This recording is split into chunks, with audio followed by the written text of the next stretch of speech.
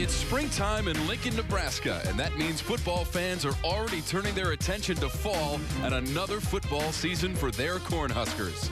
Today in Lincoln, Bo Pelini unveils the 2013 edition of Nebraska football as Memorial Stadium plays host to the annual red and white game. It's next on the Big Ten Network.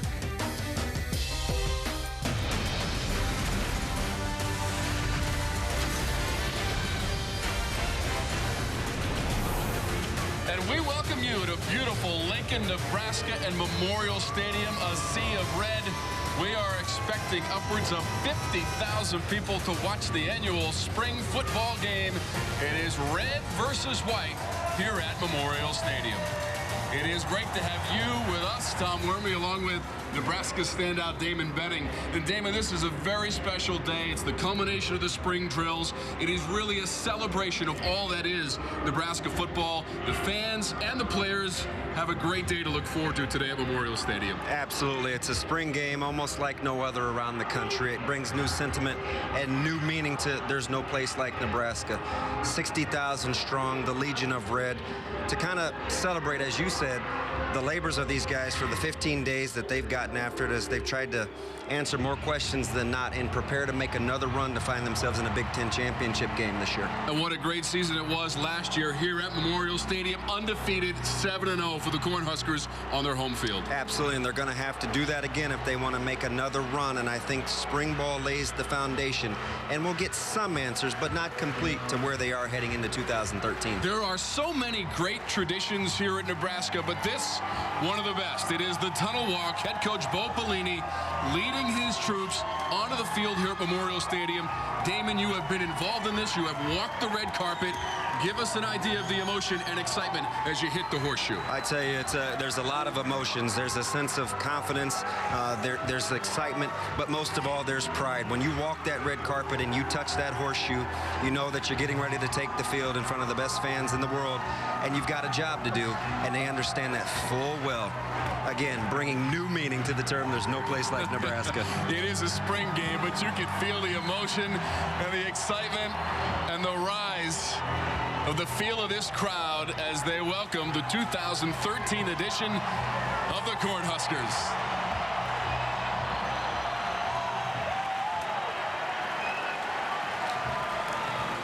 So what a wonderful moment that is as we look forward to 2013 here at Memorial Stadium. The senior season for the quarterback Taylor Martinez, who led the Big Ten Conference in total offense last year. Did it with his arm, did it with his feet, but this is your senior season. Absolutely. He's like the premium custom choice for our satellite subscribers. You get a little bit of everything with his game. I think the key to this year is to add the poise and the leadership component. He's going to be a fourth-year starter. He's racked up a tremendous amount of yards. It's championships that the fans are clamoring for. On the defensive side of the ball, a lot of new faces. This guy, Ciante Evans, not one of them. Going to have to be a leader defensively. Absolutely. He patrols the airways. He's arguably Nebraska's most complete, if not their best defensive player. His leadership will take them a long way. He'll be playing with perhaps 3 new starters in the secondary and an all-new linebacking core. He's got his work cut out, but if there's anybody that's up for the test, it's Ciante Evans. The third member of our broadcast team is Nebraska legend Will Shields. Just moments ago, he had a chance to talk with Bo Pelini. Well, thanks, guys. I appreciate it. I'm here with Coach. I got a question for you. Last year we were here. It was raining and everything else. It started the season off tough. What do you expect to see in 2013? Well, we got a beautiful day. Obviously, another great crowd like we always have at the spring game. And we're just going to play some basic football, have some fun. Got a number of guys that aren't playing. I don't know how indicative of this is going to be of the product we're going to put on the field next September, but it's about spring ball. It's about having some fun. A lot of guys that getting an opportunity. Everyone will get the opportunity to play and go out there and compete. That's what football is all about. So for the young guys that we have coming through spring, have you seen any 2 guys that maybe going to stand out compared to others? Well, there's a lot of guys. Really, I think Tommy Armstrong on the offensive side is he's a guy who's fighting for that number 2 quarterback job. Has had a really good spring. It'll be fun to watch. We have a bunch of young guys on the defensive side. They're going to try to pick a couple like Jared Offalava, maybe Thomas Brown, a couple linebackers that got a really good spring. Awesome. Well, congratulations. Good luck today, Coach. Thanks, Will. We'll see you later. Thank you, Will. And when we come back, we will kick off the spring game, red versus white from Memorial Stadium, Lincoln, Nebraska, on the Big Ten Network.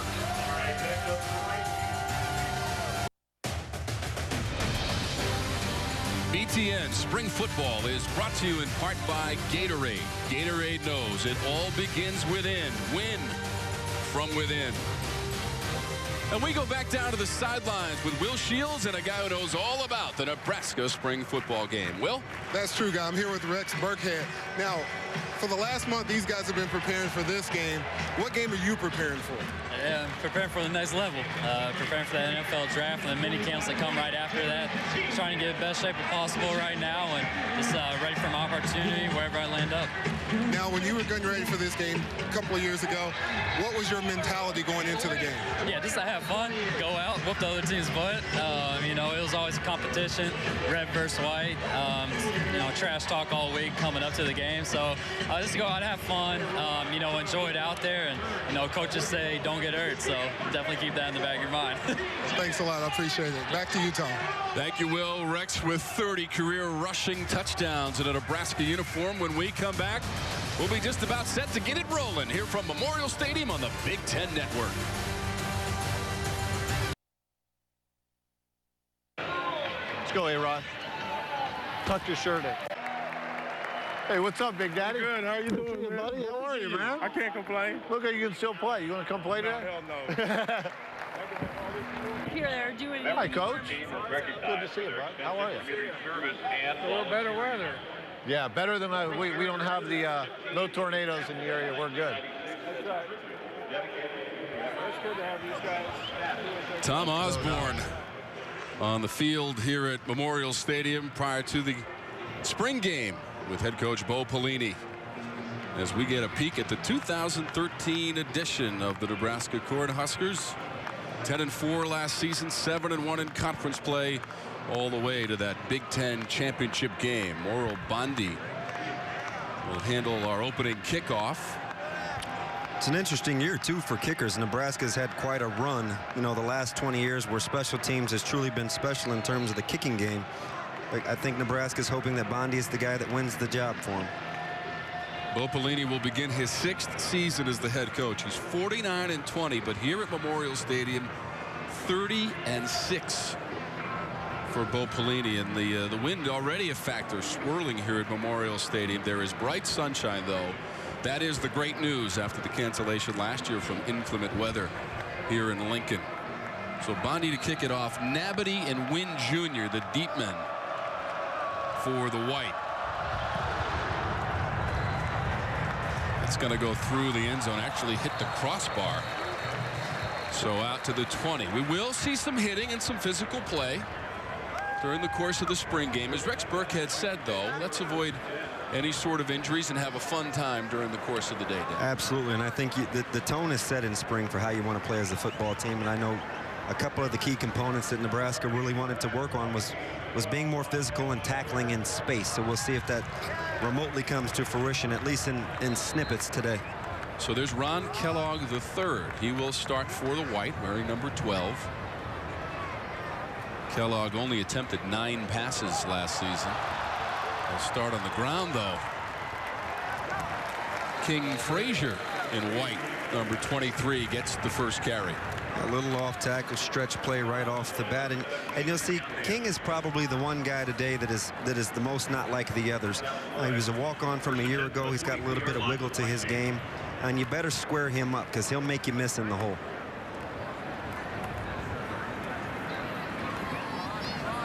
Kellogg throws, and it's incomplete near midfield. Sam Birch. Birch is a guy that's made some waves this spring, made some tremendous strides. He's a real good worker, pays attention to detail, and he's been sure-handed up until this point. So from the 43-yard line for the white.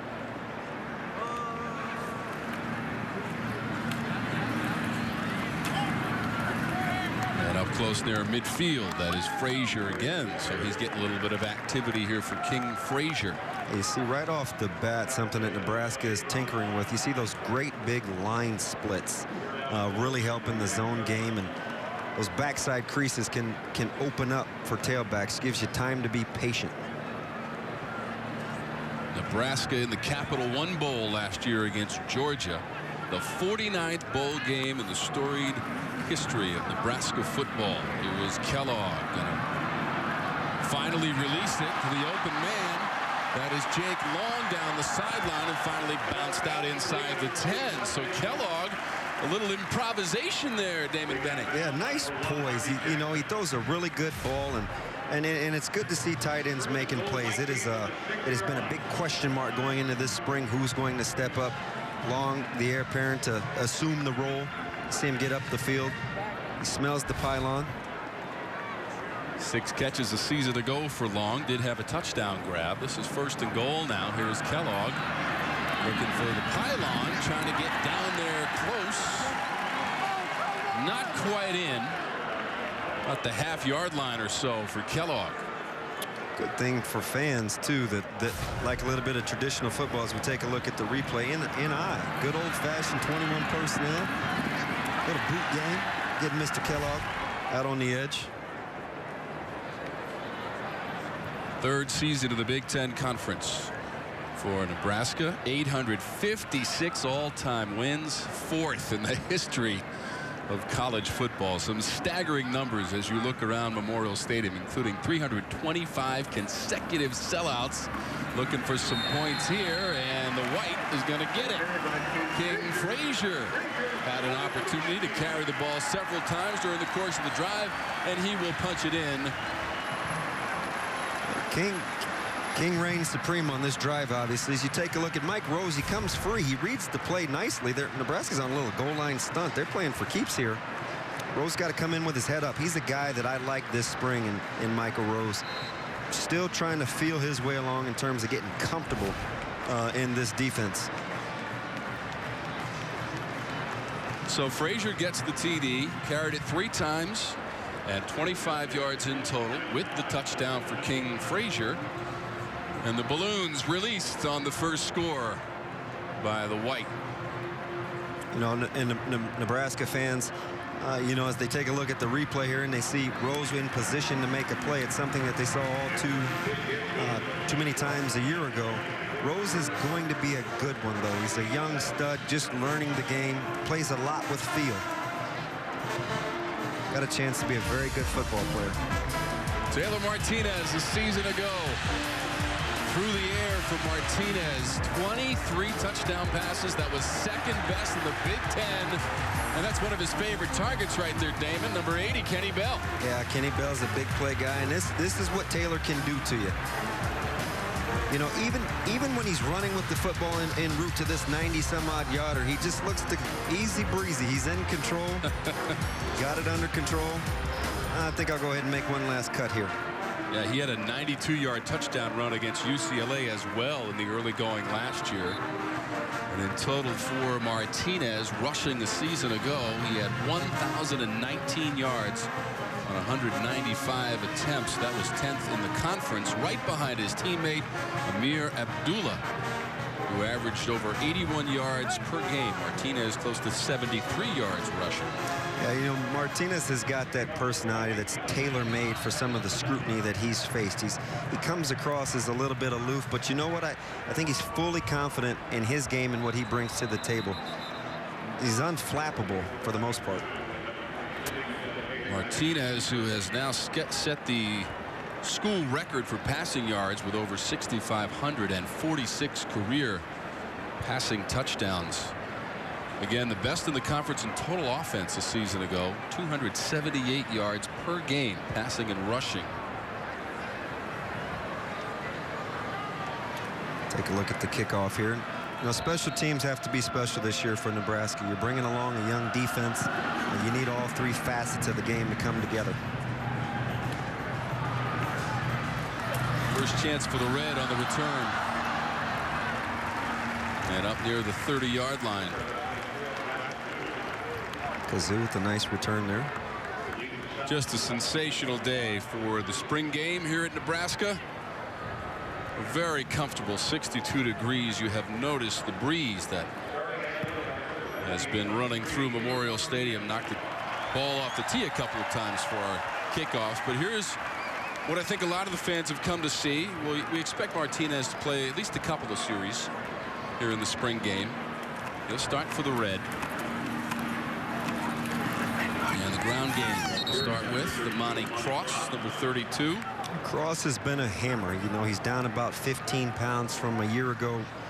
Really understanding that he wants to be an every down back. Doesn't necessarily want to be pigeonholed in terms of a short yard specialist. He's trimmed down and had a chance to really showcase his skill set this spring with Amir being held out. Cross had 55 attempts a season ago for 324 yards. Martinez with a quick trigger and complete. Young man that made the tackle on that play, Jared Afalava, is a guy that I'm extremely high on. He's about 6'2", 230, extremely athletic. He's long, has a real high football IQ, got to campus late a year ago, but a guy that was pegged to be a pretty good player. And he's just starting to get it going. 6'3", 230, the redshirt freshman from South Jordan, Utah. Afalava. This will be a third down situation for the Red from its own 35-yard line. A little miscommunication here.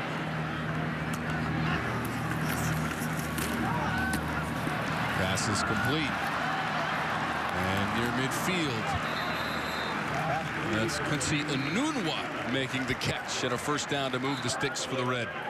He's a load out here as we take a look at the replay. A physical specimen, every bit of 210. You watch him after the catch, and you better buckle up when you come to make a play, because he's going to lower boom. He's equally adept as a run blocker and takes pride in his game.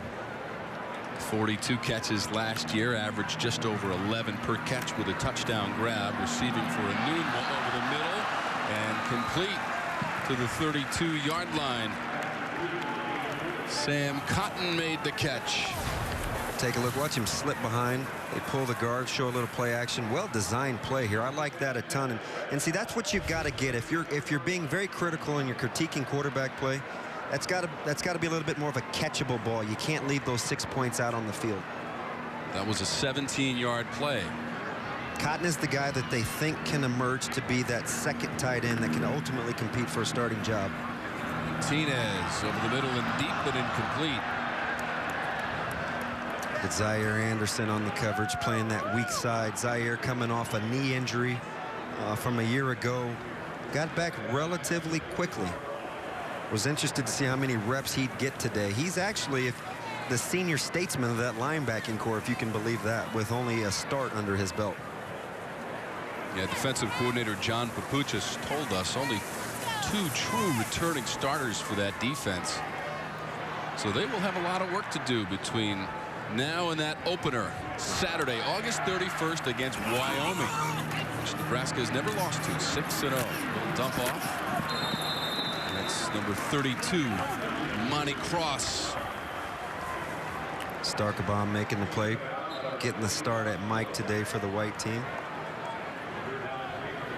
Cross is a guy, when you see him in the open field, you better be the guy doing the dictating and not being dictated to, because he'll leave you reaching for Tylenol if you're not careful. Well, he averaged close to 6 yards per carry last year as he had 55 of them. Martinez quickly to the 25, but no further. Well done by, I believe that's Zaire Anderson making the play. Again, one of those balls that you want to see out in front to give Cotton a chance to turn and run with it. Just little things that, you know, if you're Coach Beck, you'd like to see. Hey, you got to put that on the numbers, get that to the hash, give our guy Cotton a chance to turn upfield. Good job of closing speed by Zaire Anderson. He's perhaps the most athletic of the bunch, probably only seconded or maybe by Afalava, but a guy who's got some experience that understands how to play in this conference. Anderson is a junior for Bo Pelini from Philadelphia. 5'11", 220. So it'll be a field goal attempt. Officially 44 yards, and now we get a whistle and a flag for the field goal attempt. Offense. Bondi was lining up, but delay a game against the Red. Yeah, even in the spring, that's not going to leave Coach Pelini happy. Special teams is something they've paid a great deal of attention to this spring. Done a lot of live work with the kicking game. So right about 50 yards away. He's got the wind at his back. Does have the breeze here. Bondi, it's a line drive right down Broadway. I tell you, Blackjack McDowell would have been proud with that slider. You see that bend left to right? Well, here's what faces Bo Pelini in his 6th year as the head coach of the Nebraska Cornhuskers. You'll start with Wyoming, then Southern Miss. They beat Southern Miss last year, but did lose to UCLA, so another crack at them. And then the Big Ten schedule starts October 5th against Illinois. Yeah, a couple key games. UCLA obviously one you have to win at home.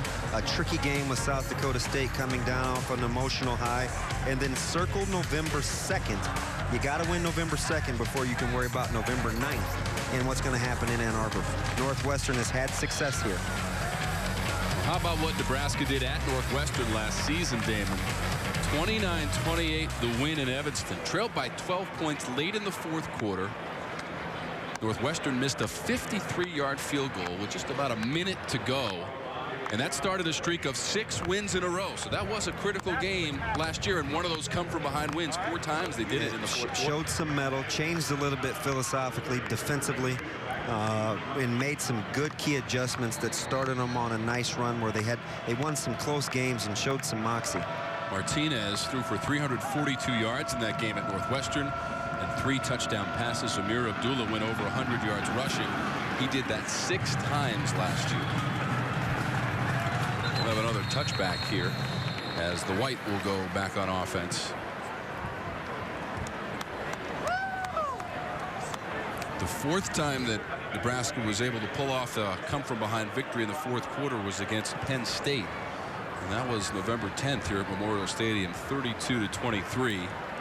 Taylor Martinez with a 5-yard TD pass to Jamal Turner early in the 4th quarter. It gave Nebraska its first lead of the game, 27-23, and they went on to win it again, 32-23 against Penn State. You gotta defend your home turf. Kellogg changing the play at the line of scrimmage, which you like to see. Shows knowledge here a little bit. Kellogg from the shotgun felt some pressure and got it away over the middle. Great recognition by Kellogg to find Kenny Bell. Real outstanding little pitch catch there. As a blitzer, and if you're the hot guy, you run your route, you go to where they came from. Look at him find a little soft spot. Ball is delivered on time, giving K-Bell a chance to get off the field. He's as electric as anybody in the Big Ten. He's going to need his touches. Kellogg again will throw another completion just shy of midfield.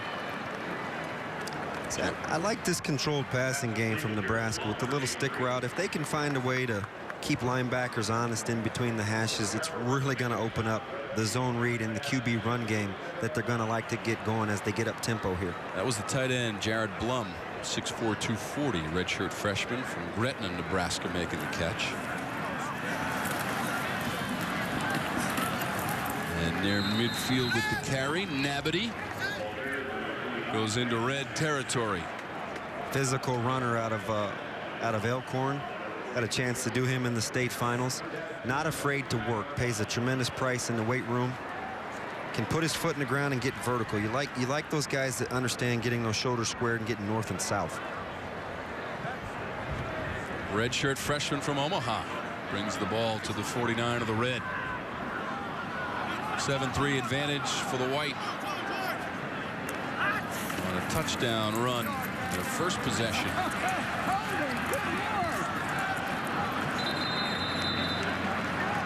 Good defense there from the Red. That is Trevor Roach, number 43, coming up to make the hit. Very underappreciated Trevor Roach, I might add, as we take a look at the replay. Doesn't get near enough credit for his athleticism, but the play is made out here on the edge, playing contained.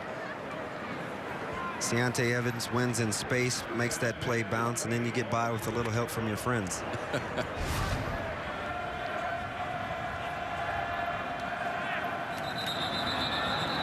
Flags come out. King Frazier has the touchdown run for the White. Offense. Ball start goes 71. 5-yard penalty. You're going to see a little bit of that today as they've mixed and matched the lines here. Ron Snodgrass is our referee. for the spring game. Sunbathed here in Lincoln, Nebraska and Memorial Stadium. What a sensational day. Nice cooling breeze in college football. These fans have been waiting for the spring game for quite some time. The culmination of the spring drills, really a reward for both the fans and the players, and the coaches get to get a peek at what they might have to start off 2013 for Nebraska football. It's just not often for what we would call a glorified scrimmage where you'd see 60,000 strong, and not only the fans and players alike take pride in playing for that big red N on the helmet. Kellogg throwing on the run and complete. It's Kenny Bell again. And Bell, I think the critical thing for Bell, Damon, is going to be what he can do after he gets the football. We know he has some sensational moves, and he can be slippery at times. Absolutely, and they've got him working here. Little whip route, sits it down, spins it back out. He uses his hands extremely well. He's not a body catcher. He can go get it with those mitts. Here's a third down play for the White as we focus in on Kenny Bell, top of your screen. Kellogg looking his way, now underneath and complete. Jordan Westerkamp. Now here's a guy that you said you really liked. Yeah, the young phenom. He had to bide his time a little bit. You watch him work one-on-one. He's working in the nickel against Evans here in the slot with the drag. Anything in his general vicinity, he's going to catch. He just has a knack for getting open. Coach Beck told us when we met this week that he's just a guy that understands how to get open. 9-yard pickup for a first down for the White as Westerkamp made the catch, but not a whole lot there. I'd say that guy right there, number 9. There goes that man. If Nebraska's defense wants to flourish this year, especially along that front four, he's got to get it going and be the guy that he's been called to be. As a senior, you've got to go out. He makes the all-bus team. You take a look at his frame. He's played well at times. They're looking for consistency from Mr. Anchor. 6'4" and 265 along that front line for Nebraska. This pass is complete inside the 35-yard line. Jake Long goes out of bounds. See, that's what you're going to get when you see this defense. Nebraska plays a lot of man-to-man and man-under, so in a scrimmage like this, you'll see a lot of the short, quick game, the drag routes, the rub routes, almost just playing pitch and catch. That's a 14-yard play. That is the defensive coordinator, John Papuchis. Second year in that capacity and 6th overall on the staff. Yeah, I'm a little bit biased. I have quite the liking for Coach Papuchis. He's young, he's energetic. He's a complete coach too. He can recruit, he understands the game, and he's always trying to get better. We had a chance to talk to the coordinators earlier this week, and I love what he said. I asked him about leadership as far as only really having 2 true starters from last year's defensive unit.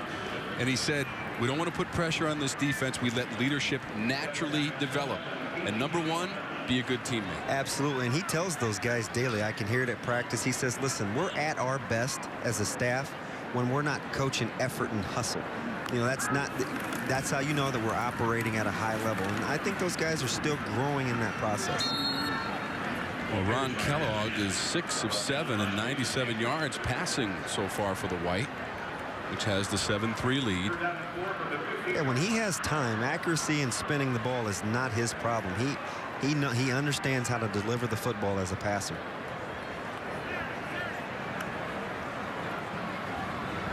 Kellogg did have 1 touchdown pass last season as the White operates from the 15-yard line. 3rd and short. Out on the edge, Westerkamp gets by a couple of defenders and then squirts down to the 8. So that's going to be 1st and goal for the White again. Absolutely slippery when wet. He was player of the year coming out of Illinois, and he's been primarily known as a hands guy, but shows you he's got a little wiggle to his game in the open field. Underappreciated. He's got some YouTube highlights of him throwing a few down in the rec center. He's explosive. Don't let the smooth taste fool you. There's a little toss play. Nabity. Because there's that good north-south running that they like from Nabity. You see him put that right foot in the ground as we take a look at Ciante Evans there.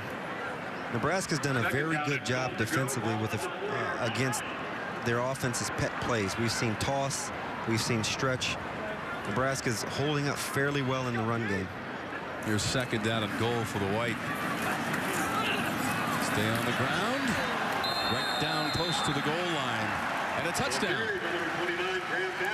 It's Nabity. Took on the contact and got into the end zone for the second score for the White. Yeah, he scored in this end zone a time or two. They won a state title as a senior. He did it in typical Graham Nabity fashion, where he wore their opponent down and scored a couple late. And I tell you what, if you're the White team, you're feeling pretty good. You've been able to get your ground game going. The play action is going. You've been able to play catch. And you got the first 2 scores of the day. So a 14-3 advantage for the White on touchdown runs by Nabity and Frazier.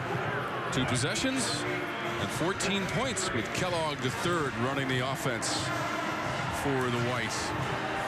Here on this sensational day for the spring game in Lincoln, Nebraska at Memorial Stadium. Good-looking young man right there, just maturing and growing. Plays the game the way that it's supposed to be played.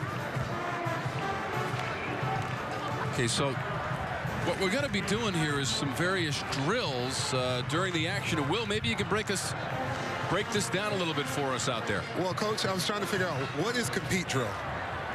Well, it's just about getting your guys to compete. You put with 3 guys on one team and 1 guy on the other team, and the ball's got to stay inside of these cones here, and the defenders got to get to the ball within 15 seconds. Okay, so the time limit is really important. Why is that? Because you got to compete the whole time. That's a 15 seconds. That's longer than a football play. But sometimes when you're going 2-on-1, you need a little bit more time. It's a good drill. It finds out who's going to give a little bit extra. All right, thank you. I appreciate it. Back to you guys. I tell you what, and it's been the theme of the spring too. When you're young and you're searching for guys to fill roles, competition needs to be at a premium. And when everybody's sharp and understanding that they've got a job to do, I think that's when you can start to see the best come out in young men. Just a different way to go about competing. This is basically a variation of an old school Oklahoma drill. Guy with the ball is Yusef Wade. Find a way to win drill. Seems like the guy in white is at a bit of a disadvantage in my estimation here, Damon Benning.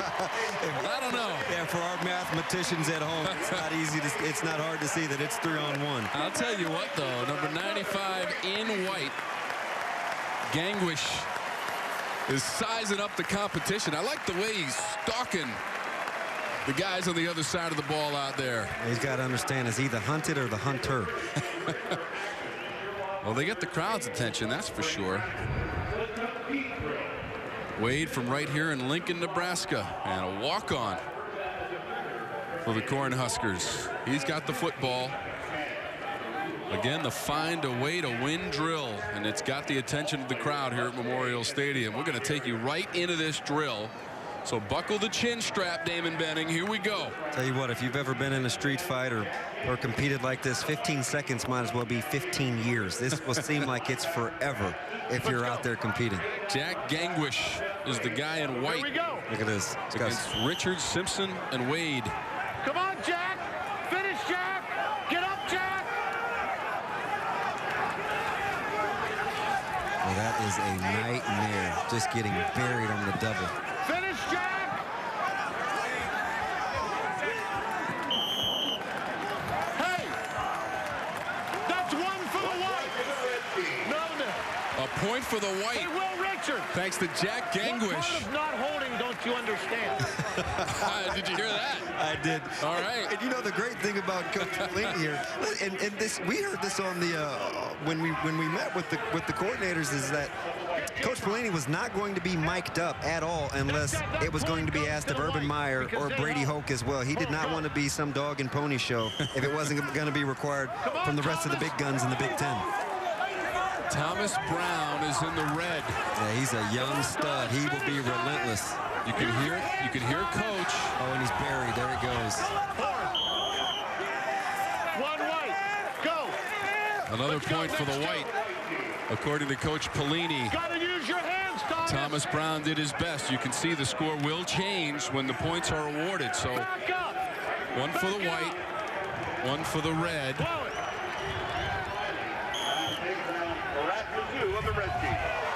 I'll tell you what, look at this. There it is. That should be 1,000 points.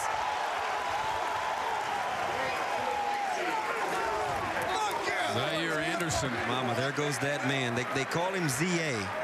And you know when you get an initial or a nickname and your peers give it to you, you're a stud. He uses his hands. That's the shuck drill, and he finds the football. That's what he's been able to do, and that's why he played as a youngin. That's right, D-Money Benning. Look at this. Here they go again.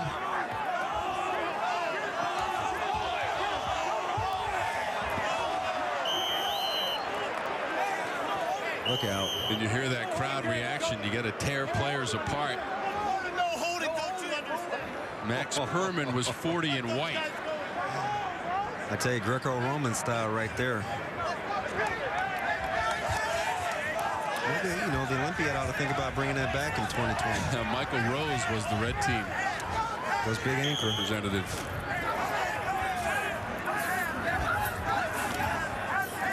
Ankra trying to fight off the guys in the white jerseys. Richard Wynn can move too. Pretty good job.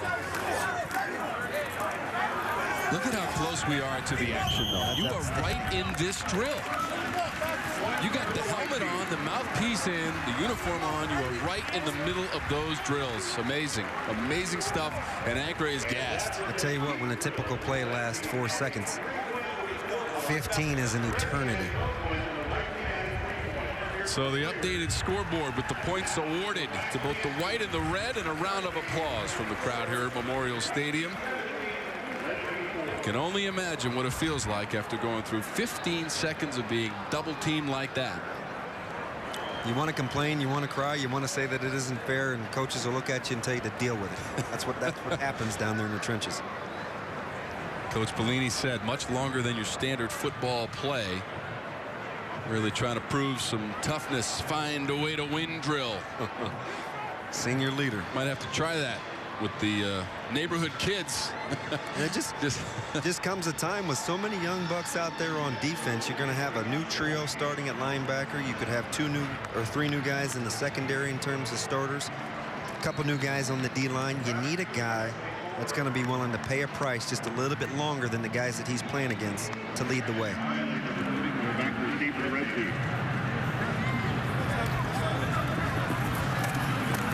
Red return.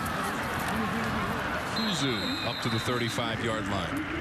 Well, he's got a little extra gear in his game. I like it. You know, he came off the big scrimmage a week ago. The numbers got a little bit inflated. I think he was maybe 6 for 70 some odd yards late in that scrimmage, and you kind of got the sense that he could tote it a little bit.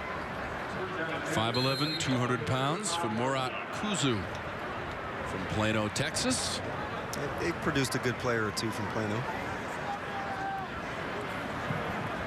Taylor Martinez, second series here, Dame. Seems like it's been since yesterday since we've seen this offense.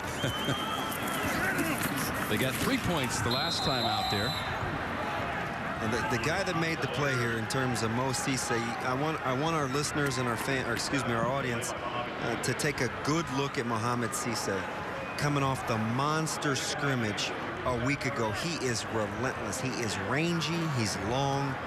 He's ultra competitive, and he believes he belongs. He has been a stud this far.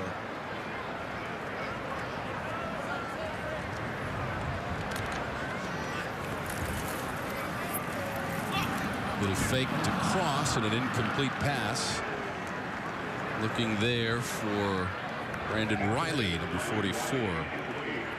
We can get some perspective from Will down there, but with the intermittent, the offensive line sprinkled in, the Red offense isn't off to the kind of start that I believe that they want to have, as explosive as some of our fans are hoping that they're going to be. Well, watching the cohesiveness of the group trying to get them together, it seems like, you know, they're a little still sort of off kilter. Well, what do you make of the big line splits, Will? How does that help? How does that help those guys up front? Well, that dictates the defensive lineman. It spreads them out. It actually gives you better blocking angles on them. And so as you get bigger splits, you can create better blocking angles so that those guys have to choose which side they're going to go. And basically, as a lineman, you can use that to your advantage. Riley made the catch for 12 yards and a first down. Thank you, Will. We look forward to your reports. throughout the game. His number 75 retired here at Nebraska. And an All-American, part of the All-Century team, Will Shields, joining us this afternoon. Martinez passes completed up the sideline. Jamal Turner, number 10. Affectionately known as JT. He believes he's the real JT. I don't know who that Justin Timberlake guy is. But there's a guy that looked like a harmless enough pass attempt, and you look up and it's 2nd and 4. So that is the end of the first quarter of the Nebraska spring game for 2013. Some football, some drills, and some scoring. 17-4, White.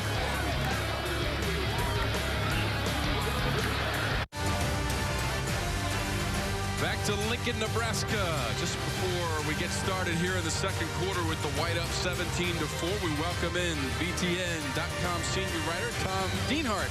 Tom, thanks for joining us and your impressions of the first quarter of the spring game here at Nebraska. Yeah, so far so good. Taylor Martinez, I think, is passing the ball fairly well. I think coming into the spring, guys, that was one of the big keys, the big point of emphasis, I think, for him.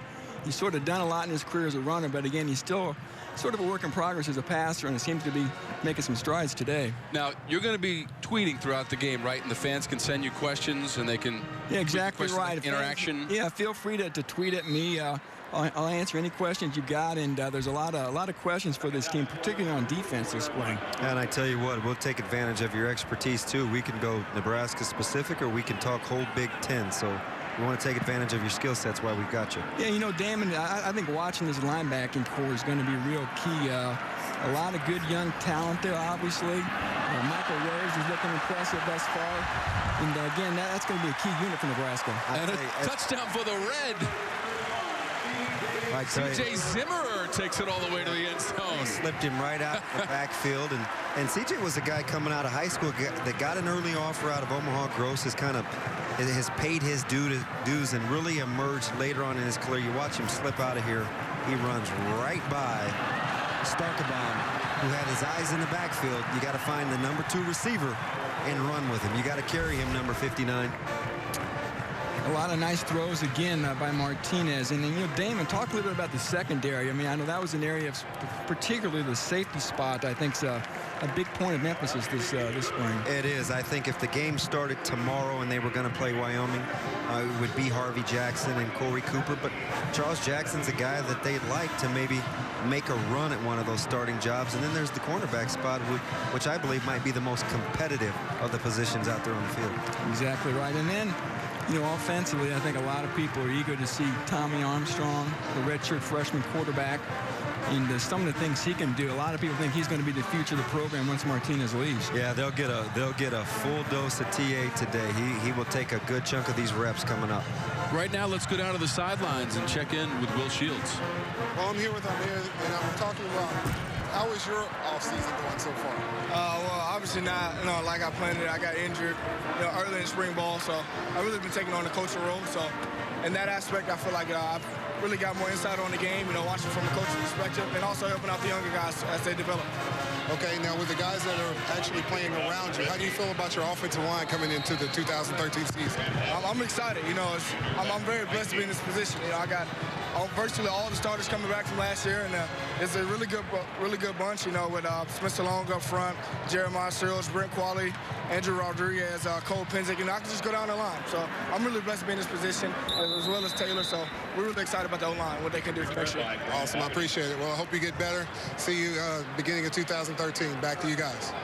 Thank you, Will. And Amir Abdullah, who ran for 1,137 yards last year with a 5-yard average and 8 rushing touchdowns. As we take a look at the highlight package, you get to see all that he brings to the table. He's got tremendous balance. He's very good in small spaces. He can get skinny through the hole. He's a big play waiting to happen. He's got a bright future ahead of him.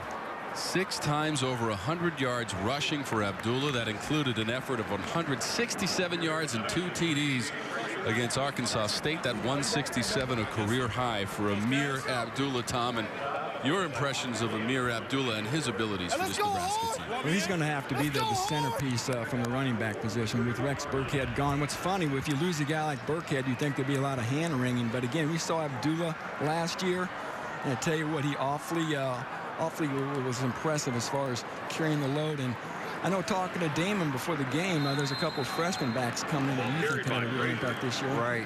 One kid from Texas, the other kid from California. Adam Taylor from Katy, Texas, and then Terrell Newby from Los Angeles, California. Two young, promising backs. And right now, as we're taking a look at this scrimmage with only one scholarship back out there, depth can come and go in the blink of an eye. It's a term that it only has meaning in the dictionary because it can change and it's ever evolving. Kellogg over the middle and complete. Now, Tom, I'm interested. You heard Amir reference the offensive line, and remember the comments from Coach DiNardo when he was here early in the spring, and he thought that this arguably could be the best line in the Big Ten coming into this year, and the staff talks that maybe it could be the best in their tenure. Yeah, I think Coach DiNardo is exactly right. The line looks very strong. Maybe not of the ilk that you were used to running behind back in the mid-'90s, but still probably the best line since Bo Pelini got here 5 seasons ago. Damon, I tell you what, offensively too, the wide receiving core. They say the line's good, but I think this wide receiving core, Jamal Turner in particular, Kenny Bell, this could be the best core of wide receivers in the Big Ten. As electric as anybody in the conference, those two. Those two guys combining for 11 touchdown catches a season ago. Kellogg's pass is complete. Mike Marrow, number 19 in white. Kind of been the forgotten man with the emergence of Zimmer and Andy Janovich, who took the scene by storm at the fullback spot, still trying to find his way into this offense. Tom, when you take a look at it, and some of the consensus is that, people want to fast forward and say, hey, see at 8-0 in Ann Arbor, and we want to say not so fast. UCLA may have something to say about that. And then kind of a sneaky team that's on the rise in the Big Ten. On November 2nd, Nebraska gets a visit from Northwestern, who a lot of people think could be preseason top 25. Yeah, last time, of course, the Wildcats were here. I think Husker fans have some bad memories of that. So we know what Pat Fitzgerald can do. And I was actually in Evanston last year. That was a ball game the Wildcats could have won as well. So you're right, Damon. 5 home games to start the schedule. You'd like to think Nebraska could get out of the gate extremely fast. But again, overall, it's a very favorable schedule for Nebraska. When you look at, again, that game November 9th at Michigan's probably the only one I would think the Huskers won't be favored in. How good do you think these teams, the Nebraskas, the Wisconsins, the Michigans, the Ohio States, the bell cows of the conference have to be to restore national respect in terms of the college landscape? You're going to have to be a team that's, a top 5 quality program. And I think Ohio State's right there, the closest representative I think the Big Ten's going to have this year to being a legitimate national championship contender. Of course, 12-0 was a heck of a debut for Urban Meyer.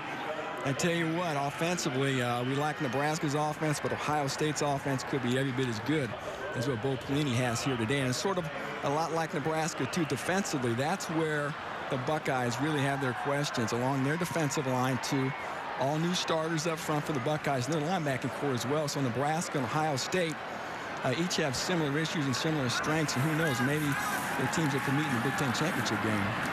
I'd love to bring back a Sabino as well, but when you lose a guy like Hankins and Simon and some of those horses up front, it's not that easy, even for the folks in Columbus who seem to recruit extremely well. It's not, but you know what? They brought in 4 really good defensive linemen last year. We saw Noah Spence in particular, Adolphus Washington. So they recruited well, and they really think the young defensive linemen, sort of like in Nebraska, the Avery Mosses, the Greg McMullins, they really think the young defensive linemen at Ohio State could be very impactful this year.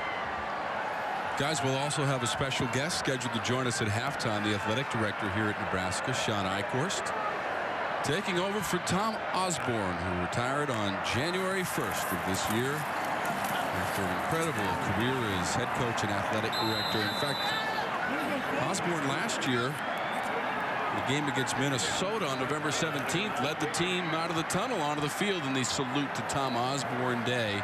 What an influence he has been. Yeah, in Lincoln, Nebraska. I tell you, I don't know if you guys have tried to see light walking underneath a shadow, but it's got to be similar concept for Sean Eichhorst as he tries to take the place of a Nebraska legend. You know what? Tom Osborne obviously left him with quite a bit to work with. I tell you, the facilities here, this expanded stadium across from our view, and then this basketball arena going up. 10 miles, he's got some beautiful facilities to recruit to. You know, you hope that you're a landlocked state and you're trying to bring in kids from a national recruiting standpoint, and the recruiting rules have changed. You got to have the amenities to lure young folks in. Tom Osborne, the all-time winningest coach here at Nebraska. 255 career victories in those 3 national championships in 94, 95, and 97. The head coach from 1973 to 1997. We'll take you back to the game against Minnesota. Coach Pelini insisted that Coach Osborne lead the team onto the field. The legend here in Lincoln, Nebraska. What a moment for Tom Osborne. One more chance to come out of that tunnel and lead the Cornhuskers, who went on to win that game 38-14 in the salute to Tom Osborne Day. Taylor Martinez honored the coach. Over 300 yards passing. That's in the end zone and a touchdown. Well, that's a great hands catch by David Sutton. One of the young bucks that Nebraska is hoping can come along.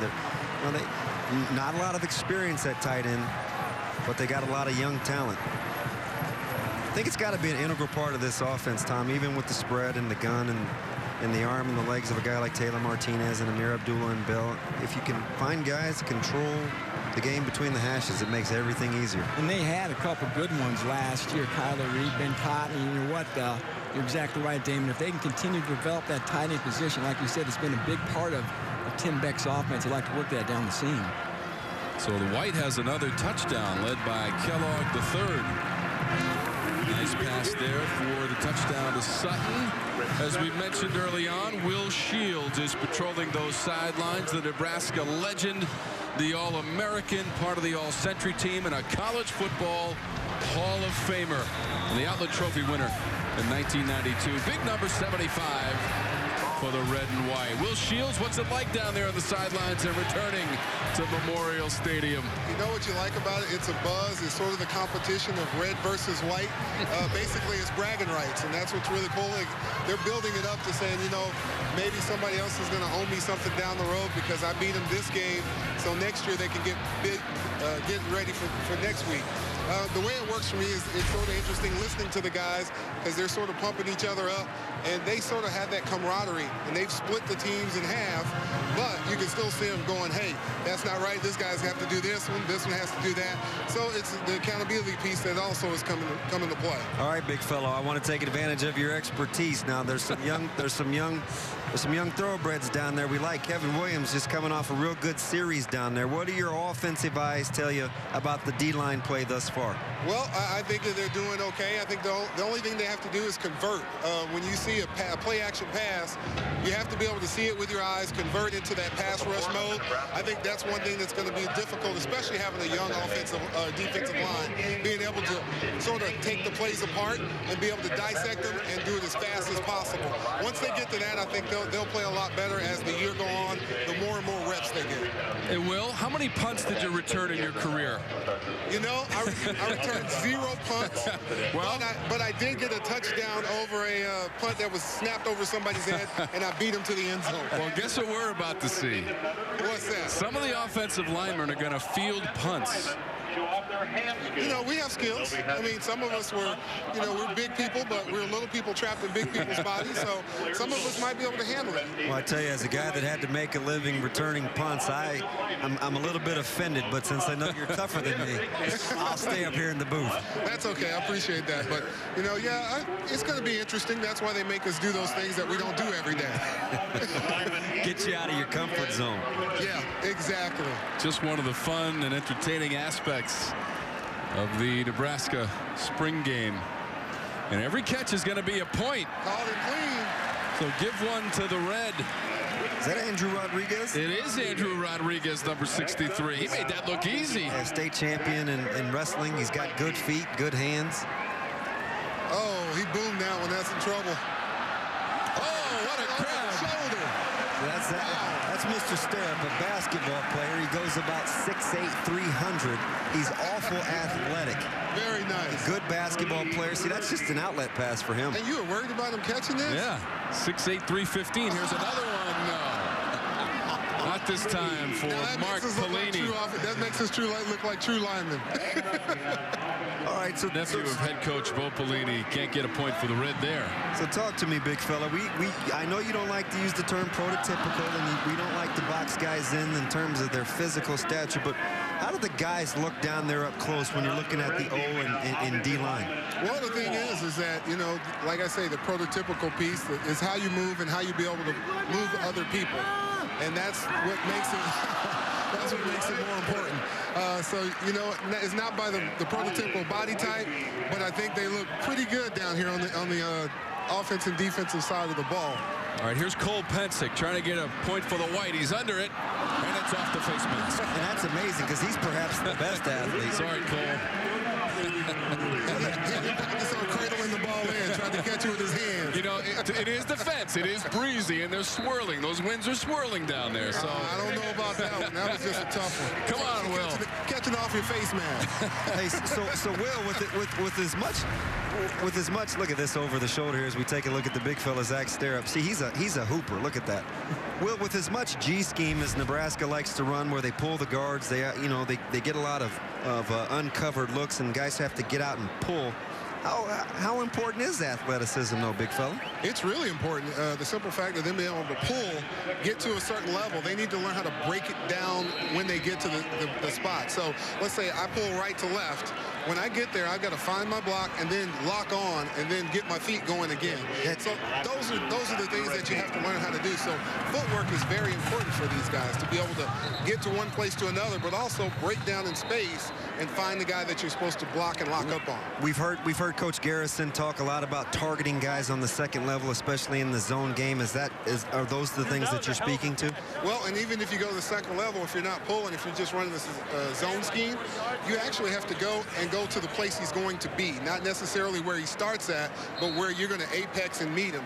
So we have to put a little mathematics to that, trying to figure out exactly where he's going to end up. And that's where you sort of work together, work up to that point, find your target, and then find it. Thank you, Will Shields, on the sidelines for us this afternoon during the Nebraska spring game. Attendance over 60,000 as the ball pops out, but it is recovered by the Red. Don't forget, coming up next, a special edition of the Big Ten and Beyond from Atlanta. The Final Four and our Chicago studios breaking down the Final Four. Those Michigan Wolverines against the Syracuse Orange. Dave Refson, Jim Jackson in Atlanta for the Final Four. And Tom, Michigan has a chance, one of the four remaining standing in college basketball. Yeah, I think they have a good shot to knock off Syracuse. It's going to come down to, I think, three key areas. Number one, they cannot turn the ball over. Michigan's very good at not turning the ball over. Number two, they got to shoot well. We all know they can shoot well with Stauskas and Robinson and Hardaway and Burke. Number three, they got to hit the offensive glass. Syracuse is not a very good defensive rebounding team. That's because of that zone defense. So again, Michigan's got those three elements, I think, give them a good shot to knock off the Orange to get to that title game. Wolverines with only 9.2 turnovers a game. They lead the nation, and you get an offensive genius on one end, heading that Michigan bunch, and then you get the savvy defensive mind like Boeheim. How do you see it playing out? Again, I think Michigan's got a good shot because of those three elements I talked about, how they protect the ball and how well they can shoot the ball as well. They're not a great rebounding team, but again, like I said, Syracuse isn't a very good rebounding team either. And again, I think just the momentum. I know everybody at this point's hot, but I just love the momentum Michigan's bringing to Atlanta, particularly off last weekend. That game against Kansas on Friday night has been, I think, the highlight of the tournament. Again, Tom Dienhart, senior writer, BTN.com, joining us here in our broadcast booth at Nebraska for the spring game. And there's a new quarterback in there for the Red now. Is Taylor Martinez. Is likely done for the day. He was 8 of 10 for 105 yards and a touchdown pass. But the new quarterback is Tommy Armstrong Jr., number 4 in red. I think one of the things that our fans will notice first and foremost, and hopefully with all the good camera work we got, you can get a look at how big he is. Physically, he's a well-built, sturdy kid. Plays with some poise. He had a little jitters. He put it on the carpet early, but that's just nerves. He knows what these fans think of him and what the expectation of it is. Look at that arm. Yeah, this is the guy, Damon, right here. Tommy Armstrong. A nice run after the catch. Tommy Armstrong, fans have been really eager and anxious to see how this kid looks. He's not as quick as Taylor Martinez. Does not have the speed of Taylor Martinez. Has a little bit more wiggle to him. He's a little bit bigger, more physical, but again, he's still very raw as a passer. Absolutely. We see him rocket that thing out to Alonzo Moore. Now, he's the guy that I wasn't expecting to see action today, but I'm going to go out and tell you, I think of the offensive receivers, he's had the best spring of the bunch, and that's saying a lot because I think Jamal Turner has firmly entrenched himself as a go-to guy as well. Alonzo Moore has got a lot of potential. You know, Jordan Westerkamp's another good redshirt. The kid from the Chicago area is another big physical target for, again, a wide receiving core that's just filled with guys who are 6 feet tall, pushing 200 pounds. A guy that saw reps a lot last year in Wollenwaber coming off the knee injury. He's ready to go. He's back taking reps. They're just holding him out for precautionary reasons. It is a deep and talented position. Again, you can tweet Tom Dienhart with your questions, and he will hopefully respond to those as he joins us here at the Nebraska spring game. Great to have Tom with us. Will Shields, the Nebraska legend, is on the sideline. Damon Benning, the MVP of the December Orange Bowl back in '96, is here in the broadcast booth with us as well. And that win against Virginia Tech back in the mid-'90s. I just joked. They didn't have anybody else to give the award to. I highly doubt that. So you just get a little bit of a glimpse of what Armstrong's able to do. Just the poise. He seldom panics. He's got tremendous presence.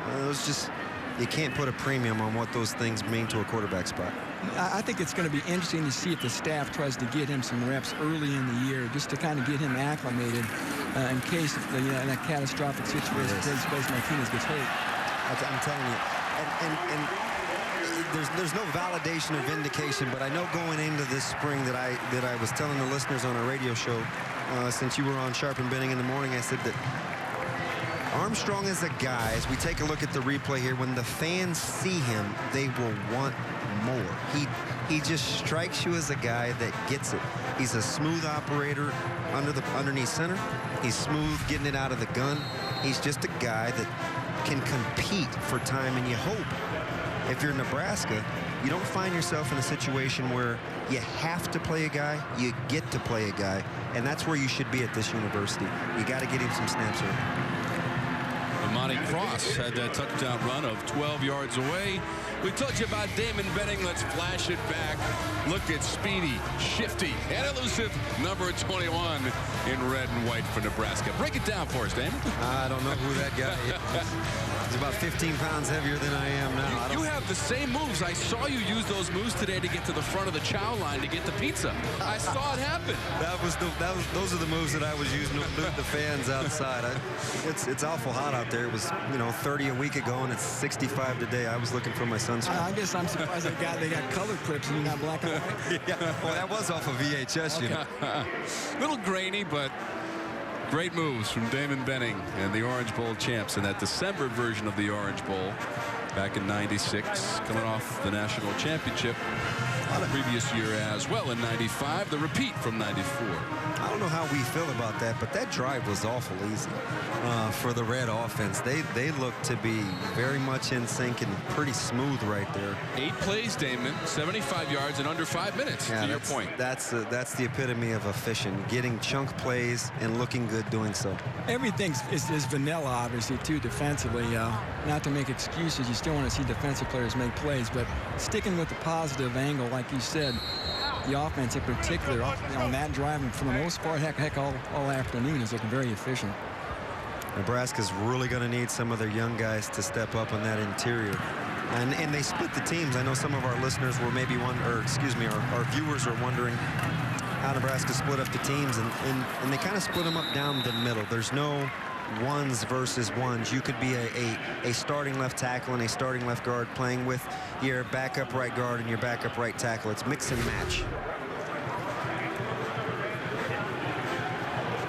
Well, this may be a glorified scrimmage game, but the coaching level is about the same from Coach Pelini. Absolutely, and I guarantee you that's the play where Zimmer slipped out of the backfield, where Starkebaum had his eyes looking in the backfield instead of at the number 2 receiver, and you allow a fullback to run by you.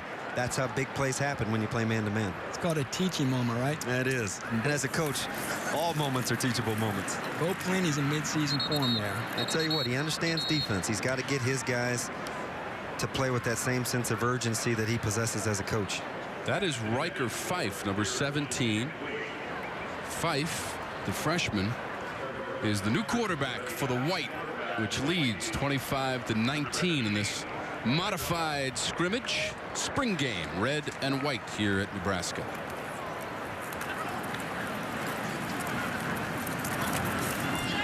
Once again, coming up at halftime, athletic director Sean Eichhorst is scheduled to join us up in the broadcast booth. We look forward to talking to him with all the exciting things happening around Nebraska athletics. And this just a taste of what's to come in 2013 for Nebraska football. Head coach Bo Pelini, his position out on the field as he gets to view the offense from just beyond that backfield. Fife had trouble with the snap there and had to cover it. I guess I'd go Tom squared here. Fife is the guy that I think Nebraska likes. They got him in the much heralded walk-on program. He's a talented player coming out of high school, and he's the guy that they compare him to is Kirk Cousins from Michigan State.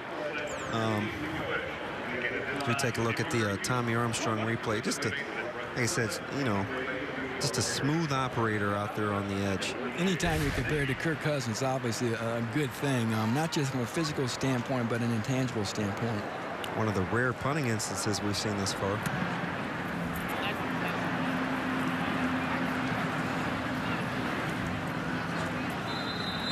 I remember once upon a time there was no such thing as letting a ball hit the ground if you were a punt returner here at the University of Nebraska. That is taboo. Special teams, Damon. We all saw Bondy who kicked the 50-yard field goal. Nebraska fans have been spoiled the last 6 years with Alex Henry, Brett Maher, but this kid from Florida looks to be the real deal. And I tell you, you can go back even maybe 20 years. You know, the Chris Browns, the Darren Erstads, the Josh Browns. There were just several good kickers, and it was one of those things that you took for granted. But as you can attest to, when special teams aren't special, it's just your kicking game. Tell you what, it's nice to get to the 40-yard line and still have a chance to get points. Yeah. Here he goes. Armstrong on the keep. And the spin up close to midfield. Well, he is dangerous. He's got good eyes. He snaps those eyes to the defense on that zone read right away. He's got a full understanding of what he wants to accomplish as a QB out there. Redshirt freshman from Cibolo, Texas, 6'1" and 220 pounds. Rock solid and dangerous throwing and running. A little bit to his dismay, he's not going to get another playoff. You'll have plenty of snaps here, young buck. So that is halftime, and the White with a 25-19 advantage as we go down to Will Shields. Coach, first half in the bank, how you feel?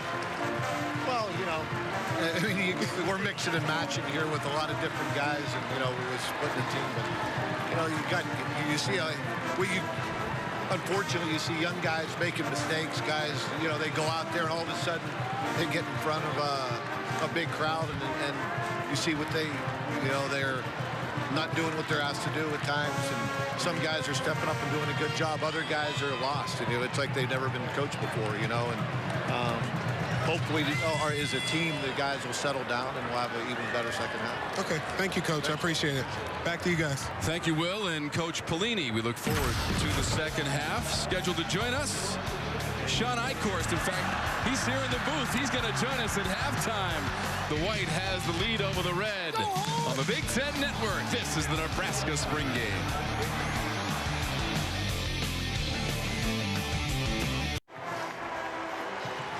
The tradition of All-Americans here at Nebraska as we celebrate Husker football in the spring game for 2013. The Red and the White coming back on the field at Memorial Stadium, this historic building that opened in 1923. Multi-million-dollar upgrades in the late 90s, and that expansion ongoing project for the East Stadium, adding 6,000 seats, some luxury suites as well. It was already one of the premier destinations for college football on Saturdays. The attendance will be in the neighborhood of 92,000 on Saturdays here in Lincoln, Nebraska. Such a special place to be, and it all gets started when they open the season Saturday, August 31st against Wyoming, a team they have defeated each and every time in the 6 meetings with the Wyoming Cowboys. And those sellouts will continue. An NCAA record, 325 consecutive sellouts here at Memorial Stadium, as we go down to the sidelines and check in with Will Shields. Hey guys, how you doing? I'm here with Mr. Martinez, and the way I say Mr. is, I got a question for you. Yeah. Do you consider this now your team? Yeah, of course I do. Just because I've been here for almost 5 years now, so I see it as my team. Now, do you feel comfortable in the offense? I know you had a couple of changes, coordinators, that kind of thing. How do you feel this year compared to the last 2? I feel really comfortable with it just because this is my 3rd year going into Coach Beck's offense, and I think he's a great offensive coordinator. With me knowing, with Joe Gans on the sidelines and Coach Beck up top, I kind of have a feel with them and just knowing our plays. So. Okay. Any major distractions that you feel as far as, going into the season, pressure, whatnot? No, none at all. Okay. Well, thank you. I appreciate it. And back to you guys. Wow, a very confident Taylor Martinez. I'm telling you, he's got the perfect mental makeup to deal with all the high-level critiquing that goes on of quarterback play in the state. He is. He's got his own style and his own set of drums. He does his own marching. For whatever it's worth, Martinez numbers in the first half, he was 8 of 10, 105 yards and a touchdown. Passing for Martinez, did not attempt a rush, only Cross for the Red, and Armstrong Jr. had rushing attempts for the Red in the first half. Now, the stripes you see on the shoulders are awful, but I'll let you. Will not be worn for the game uniforms. This is a practice jersey. Damon made that comment immediately. We did not wear stripes, but this is a practice jersey for the Huskers when they come out in red and white during the season. The stripes will stay on the practice jerseys and not on the game uniforms. Well, a year ago, that guy right there was going to be a soon-to-be star in the spring game that never happened. That's Breon Carnes, who has now made the return to wide receiver and taking part in the special teams. There goes that man. Tommy Armstrong leads the Red offense to get it cranked up here in the second half. Oh, I tell you. Cross to the second level. Hey, out of bounds at the 45. We know that that's Amani's cross to bear, but how about the lead block by the fullback here? Watch Mr. Zimmer do work. Hello. Seals the edge. That's Uzziah Anderson, and we're off and running. Get the big fella. See, you like to see 220 pounds of a nightmare with his shoulder squared coming in your kitchen. 28 yards on the play for Amani Cross. Here's Armstrong. He'll keep it. Clock will continue to run. Well, I love that guy that made the tackle out there on the edge. Mr. Mitchell, small in stature, mighty in physicality. He is a tough guy. You always know where he is because he's constantly chirping in your ear. He's a tremendous cover corner, and he's just getting over the hump in terms of being able to support in that cloud coverage that Nebraska likes to use from the corner spot. He has really evolved, and if you're a cornerback that is trying to compete for a starting job this year, this one's going to go deep into August because it is a talented position. Mitchell, a junior from Corona, California, as Armstrong operates from the shotgun. Is the time. Puts some touch on it. And it's complete. What a catch. My goodness. The more impressive thing about this, and as we'll probably take a look at the replays, he won at the line of scrimmage. When you play a lot of press coverage like Nebraska does, he wins at the line of scrimmage. And Mitchell's a guy that, he doesn't get beat. He's always there to make plays. How did Riley make that catch? I tell you what, that ball was the only place it could be. Into double coverage and 32 yards on the connection. That was a great play by Cooper to come over the top. He came from inside the hash to make it. Armstrong's mechanics he is well schooled in terms of quarterback play. Yeah, see, Mitchell's a guy you're not. If I'm an offensive coordinator and I want to try to make hay at Mitchell, I'm going more the jump ball route. He is seldom going to be a guy that gets beat in man-to-man coverage. You're going to have to win a ball in the air basically because of his lack of size. You're not going to go by him. So Riley, who made that incredible catch, will watch from the sidelines for this second down play. The white leading the red.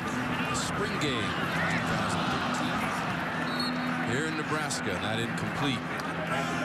Two guys running the same route. I think Armstrong is calling for him to, there it is. He's calling for him to get vertical. One guy has the drag, one guy has the seam. You saw both guys drag. TA trying to lead him up the field. Nebraska. I'm not a quarterback. I'm just playing one up here in the booth. Nebraska 10-4 and 7-1 in conference play last year. 7-0 here at Memorial Stadium, where they have an all-time record of 387, 116, and 13 ties. That is a winning percentage of 76%. 44 straight winning home seasons for the Nebraska Cornhuskers. That is staggering. When you want to be the model of consistency, you got to do your best to be a part of that homeland security. You got to defend your home turf, and that's what Nebraska's been able to do. They don't give away very many games here at home. Tim Beck is the offensive coordinator, spent the first half up in the press box. Now he will be down on the field. Third year in that capacity and 6th overall on the staff for offensive coordinator Tim Beck. Easygoing guy. He's good-natured, seems to be a player's coach. We've heard him in our meetings talk. He's very direct. He puts it out there. I think he's honest and candid with his guys, and he gives them the benchmark that they have to shoot for. And as a young player, that's all you can ask for. You always like to operate in the know, regardless of what you're doing. Don't forget, coming up next, a special edition of Big Ten and Beyond from the Final Four in Atlanta. Jim Jackson, Dave Revson. That Final Four preview with the Michigan Wolverines running up against the Orange from Syracuse. Some Big Ten coaches as special guests live in Atlanta. Dave Revson, Jim Jackson, and our Big Ten crew in Atlanta for the Final Four. This play right there by Stark, he doesn't make that play. Armstrong's got a crease. It's a way to respond after the little tutorial that he had in the first half. That's what we call those. Coach Pelini with some words of encouragement for the young man. Here's a field goal attempt coming up for the Red. Bondi, 58 yards away. Wide off to the right from Bondi. So last season, as we mentioned, Nebraska was 10-4, made it to that Big Ten championship game against Wisconsin. There's those regular season results, and look at that strong finish there during the regular season, Damon Benning. Yeah, they found a way to get it going, to right the ship after the Ohio State loss, and it put them in a position to play in Indy. If you're Nebraska staff, you want to see your mettle tested and have those guys answer the dinner bell, and that's what they did to make the run at the tail end of last season. 4 times during the season come from behind wins in the second half from double-digit deficits for this Nebraska team. And see, I like that. See, King wasn't ready to give up anything on the sidelines. He found a way to pump the brakes a little bit and get back up the field. As a running back, you're taught never concede anything or go out of bounds. Well done. Pretty good first half for King Frazier. 11 carries, 58 yards, and 55 net yards. He did have a touchdown run as well from short yardage. He makes the all-name team as well. Ian Riker Fife. Yeah, my name was Riker Fife. See, I like Fife's game right here. He's deceptively athletic. He's got good eyes. I like on the snap here. He knows where he wants to go with the football. That crease wasn't much, and he found a way to get in and get out. That's how you keep the sticks moving. Fife from the shotgun for the White. Just to show off that arm and a little bit of accuracy close to the 40 and complete to his intended target. I tell you, Mike Rose is a guy that finds himself around the football a lot, just learning to still make plays and finish. He's always in the viewing screen. We're going to get him to the point where he's in on tackles, where he can rack up those kind of stats. Fife's a walk-on to this program. Hand off here.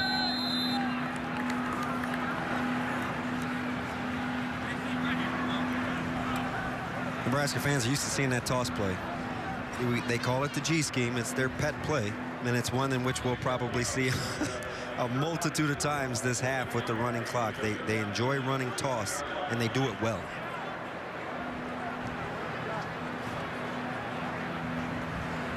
The watchful eye of Tim Beck, the offensive coordinator, out on the field, getting a view of the plays. As Fife will keep it.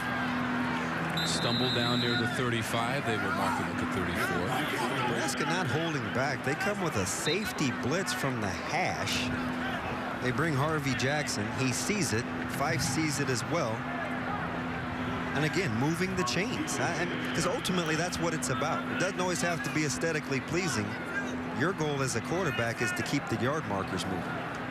This Nebraska team led the conference in total offense a season ago. 461 yards per game, the best in the Big Ten. Also led it in rushing with 253 yards per game. And second in the conference in scoring as well, close to 35 points per game for Nebraska, which went 7-1 in conference play. And as we showed you, ripped off 6 straight victories for Bo Pelini to close out the regular season and make it all the way to the Capital One Bowl against Georgia. Tom Dienhart has rejoined us, senior writer, BTN.com. And Tom, I'm interested in your impressions of our conversation with Sean Eichhorst as he talked about the future here for Nebraska athletics. I mean, it's obviously tremendous. When you look at the resources Nebraska has, the support Nebraska has, how they funnel it into some of these facilities around here, it's just mind-boggling. I've been fortunate enough to get to every Big Ten campus while working with the Big Ten Network, and I can say this honestly, the facilities here are just on par, if not better than anything I've seen across the conference. How frequently do you see a situation where a new athletic director comes into, he walks in the stadium expansion, the type of fan base that we have here, the committed dollars to an athletic program, and oh, by the way, we're building a new basketball arena too for one of the young up-and-coming head coaches. Yeah, again, that's just out of sight. The facility that's going up adjacent to this Memorial Stadium is just incredible. And yeah, the groundwork was laid, the foundation was laid by Tom Osborne, and a lot of the work he did. So Eichhorst has big shoes to fill, obviously, but again, he walks into a nice situation, especially from a facility standpoint. It'll be interesting. It's a fine line to walk, too, because you want to be respectful of predecessors and those that have come before you because they've had success. But as a relatively young guy, in a position where you are a visionary, even though you go about it a little bit differently than those that have held the position in the past in terms of being out in front, it's a fine line he's got to walk. It is a fine line, and sometimes it's sort of nice to get an outside perspective, have Eichhorst come in from the outside and bring some new ideas, some fresh ideas to this athletic department. And again, so far so good. The facilities, like I said, are really outstanding. 6th season for head coach Bo Pelini. You get a look at the resume. He's 3-3 in bowl games, and you say, how can that be? Well, as we document here, the interim head coach for the 03 Alamo Bowl for this Nebraska program after serving as the defensive coordinator. He's done great things here at Nebraska. 10 wins 3 times and 9 or more wins in each of his first 5 seasons. And there goes TA again. As you see the White Hats move the sticks, that means the first down chains are moving. He puts the dual in dual threat. He's such a physical guy, too. We talked a little bit about Martinez. No doubt, Taylor Martinez is much faster, much quicker. We've seen him, rip off 85, 90-yard runs. In the blink of an eye. Yeah, and I'm not sure if Armstrong can do that, but he's more physical than Martinez, and then that'll be really effective when they get down near the goal line. There's Armstrong up close to the 45-yard line. Again, you look up, and all of a sudden it's 2nd and 4. He's just got a savvy and a moxie about him that allows him to allow things to develop without being in a hurry. And I tell you what, a big key for Tim Beck, who worked under Mark Mangino, Kansas, on that great Kansas team that went to the Orange Bowl, beat Virginia Tech. That offense goes at a very quick tempo, and it's very important that Armstrong is able to execute these plays at a quick pace, get the offense in and out of the huddle, up to the line, recognize the defense, change the play if it needs to be played, etc. So again, there's a lot on Armstrong's plate to really make this offense click. As they unpeel guys off the pile, you see number 69 in white. I believe is that no, Nickens is wearing 66 and Did we make a mistake on my... I've got Nickens as 69 in white. Okay. Yep, you're right. The converted offensive lineman now all of a sudden finds himself in the thick of the defensive line discussion after spending 4 years trying to play offensive line. Gonna be a sack on the play as Armstrong goes down. Starkebom again. There he is, Colby Starkebom.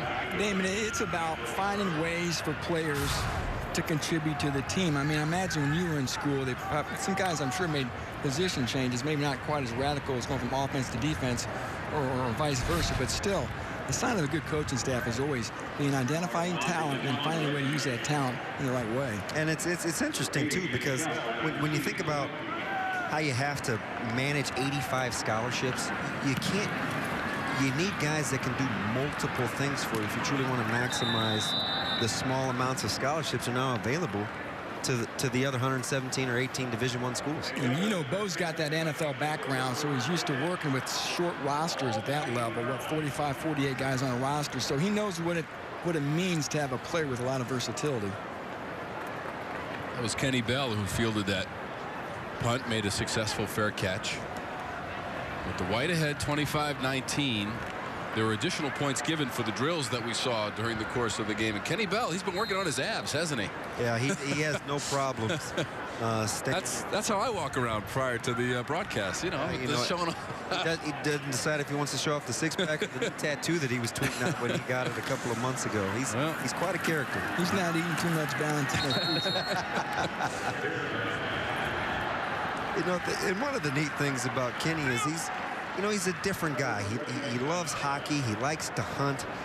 He's his own guy. You know, he's got a great big personality, and he's been driven.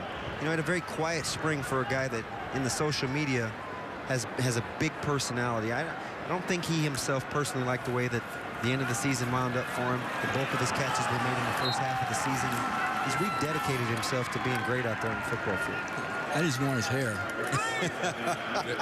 Derek Foster just made that sack. Kenny Bell started all 14 games, 50 catches, averaged over 17 per grab, and had 8 TDs. That was second best in the Big Ten, and about 62 yards per game, 5th best in the conference for Kenny Bell, who's all smiles on that sideline for the White here at the spring game 2013. He's his own version of dynamite. He's as explosive as anybody. How about the throw on the run by Fife? Can't connect with his receiver, Westerkamp, but he got a little bit on that one as he was rolling to his right and fired that one incomplete. On the move as well as we take a look at the replay. See, I like when guys scramble with their head up. Look, he's trying to make a play here. He sees it. And honestly, to me, this is when you really find out about a ball player. It's when you got to try to make a play when a play's broken down. You make something out of nothing when chaos is already surrounding you. What can you do? How can you make something positive out of a potential negative there? And it's interesting, too, because at the end of the day, I think that's probably the one thing that separates the SEC from everybody else in terms of having what we call playmakers, because at the end of the day, that's what those guys got to do. You have to make plays. This takes a red bounce back into White territory. So here's a chance for the Red to put some points on the board with good field position at the 40-yard line. Clock continues to wind here from Memorial Stadium on a glorious day for college football. Sunsplash Memorial Stadium. After what happened last year, the cancellation of the game because of inclement weather. This year, almost perfect. There's a breeze blowing through Memorial Stadium, but it is very pleasant. And over 60,000 fans turning out for the spring game here in Nebraska. I went to go grab some breakfast this morning about 7:30, and there were people under the viaduct and overpass already had the smoker going, the grills were going. I said, is this game day? Pitch by Armstrong.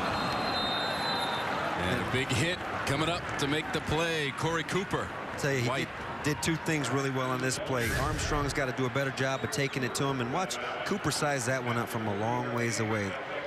And believe me, Kuzu isn't the only one that's taken one of those this spring. How would Damon Banning handle that? I tell you what, you got to get up and get another snap. You tip your hat and let you know that once boom is lowered on you, you come back and get another one.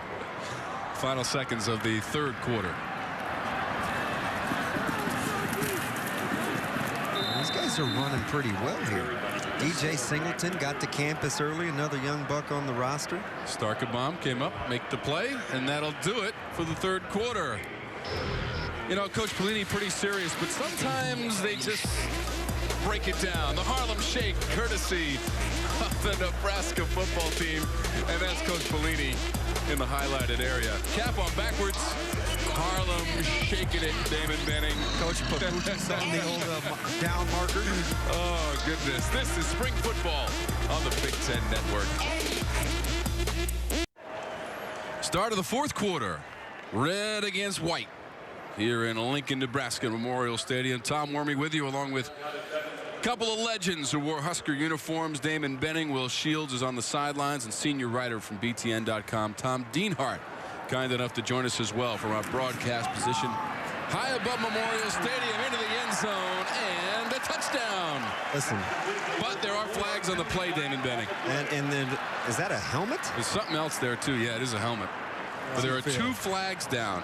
That's a cover two beater. Alonzo Moore. Hands to the face. Defense. As we take a look at the hands to the face, that score will stand a cover two beater. When you can deliver the football on a line outside the hash, but in front of the safety, that is a big boy throw. There's very little room in front of Cooper. It's on a line, and I'm telling you, sure as I'm standing here, get to know the name Alonzo Moore. Electric. The pass was a laser beam. I tell you what, like you said, Damon, Moore was a great catch, but boy, I think I could have caught that one. He's got a big boy arm. Didn't have to break a stride. I mean, that was 37 yards on the touchdown connection, Damon. He has got a big boy arm. Look at the poise. He knows where he wants to go. He's waiting for the win, and Coop's got no chance. No. I tell you what, the pass pro was good. That's just good in pitch and catch. When you play as much man as Nebraska does, you got to win at the line of scrimmage. Chuck, wouldn't you rather be in the offensive meeting room watching this film next week in the defensive meeting room? I'm going to hang out with Tim Beck this week. Well, I tell you, there's a reason on those offensive plays when coordinators are drawing them up, the arrows never stop. Every play an offensive coordinator draws up are for touchdowns. Hey, Will Shields, what did you think of the protection on that play? Very nice, very smooth. Gave him plenty of time, and that's one thing that I've been noticing. If we haven't been able to blitz them, we haven't been getting a lot of pressure. And so we have to get our D linemen up the field a little bit better, and that'll make it a little bit tougher on those passes. They've been able to sit back and sort of drop balls in wherever they wanted to. All right, Will, that's been some of the source of the hand-wringing and angst is, can we get after the passer? Is it good offense, or are we still coming along as a defense? Well, it's a little of both. I think right now the offense, of course, is ahead of the defense because of not only the age, but just getting the simple repetitions to get better at recognizing things. But it's going. I think as the year progresses, you'll see everything start to settle in, and they'll get back to their regular technique. You know, this is the first time some of these guys are getting a chance to have the pressure of having 50,000 plus people staring and bearing down on them to make them perform. Hey, Will, has there been any one or two offensive linemen today that's really caught your eye? You know, it's really hard because they're mingling so many guys for you to key in on one person. So, like right now, I've just sort of been taking in the whole line as they rotate them through, and you have some guys that are flip-flopping. So, you know, I think as the season gets closer, then if I, had a time to sit and watch a couple of practices, then you could basically take technique apart and start looking at them and say, this guy's impressive and this guy's not. Red is going to get a sack here. I tell you, good hands by Vestal. A guy that they really need to step up. There's part of that class with Okiumi and Vestal and Jay Guy and that 2010 class that just have not panned out thus far. And this is what you like to see because this one's about effort. Good coverage down the field and continuing to get after the passer.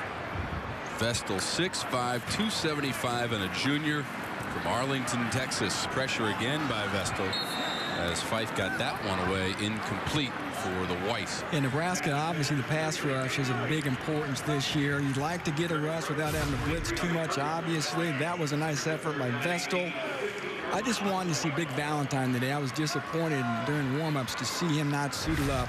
He's a guy that can give you a push up the middle, as well as being a guy who ties up a couple blocks and just mucks up things inside. As young as he is, I know fans are expecting big things. I think the verdict is still out as he continues to grow in the position.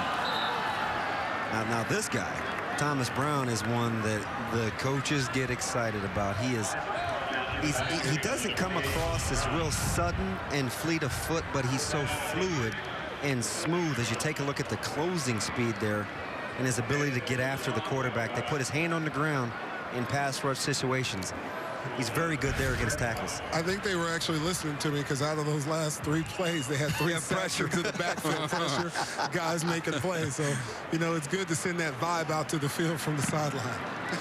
Hey, Will, as a guy that played on the interior line, when you saw, you know, smaller guys slide inside to get after the passer in obvious pass rushing situations, what's the first thing that linemen can do when you're playing tackle and you see a 230-pound guy on the edge with you?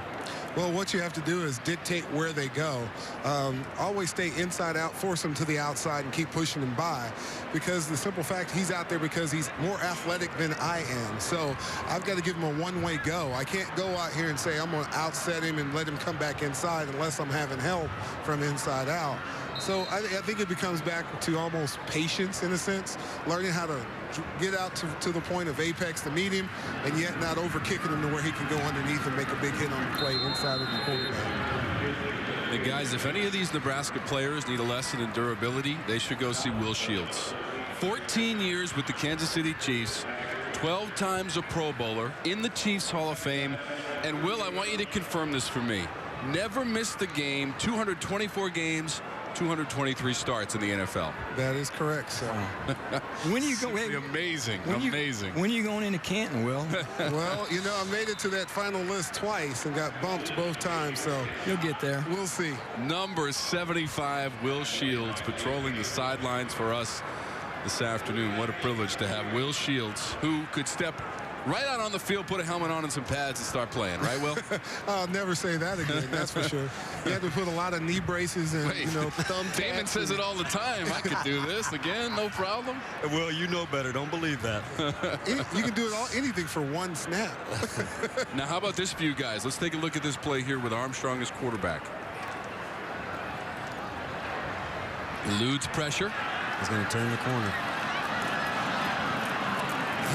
His patience is very impressive. Isn't that? He's never in a hurry, regardless of how fast things are going on around him. Well, the thing too is he didn't try to force something there, passing the football wise. A lot of times, young quarterbacks will try to make a play with their arm there, and instead of maybe doing the wise thing, just keeping it running like he did. Wise beyond his years. You know, his teammates talk a lot about, again, those very things, Damon, that maturity that seems to belie his years. And he almost, you know, you talk to the players, too, they really think he's got that vibe, that leadership mojo about him. So, again, he looks like he's got the intangibles to be a leader as well. I see enough practices. He's almost like the Pied Piper, you know, wherever he is, other players are. Something to be said for that.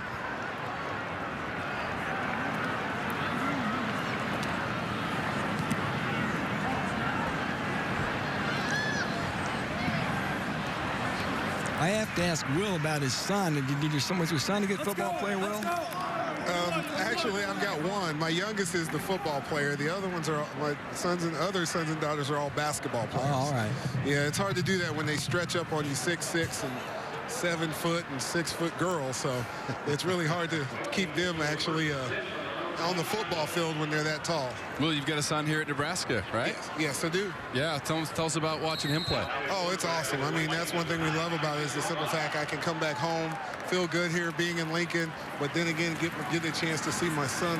We call it the second generation, come in and get a chance to play and contribute, especially as a freshman. Siobhan Shields as a member of the Nebraska basketball team, which this year went 15-18 under head coach Tim Miles. Congratulations to the women's team as well that went all the way to the NCAA tournament with a 25-9 record under Connie Uri. How often does Siobhan drop your name on campus, Will, to get things?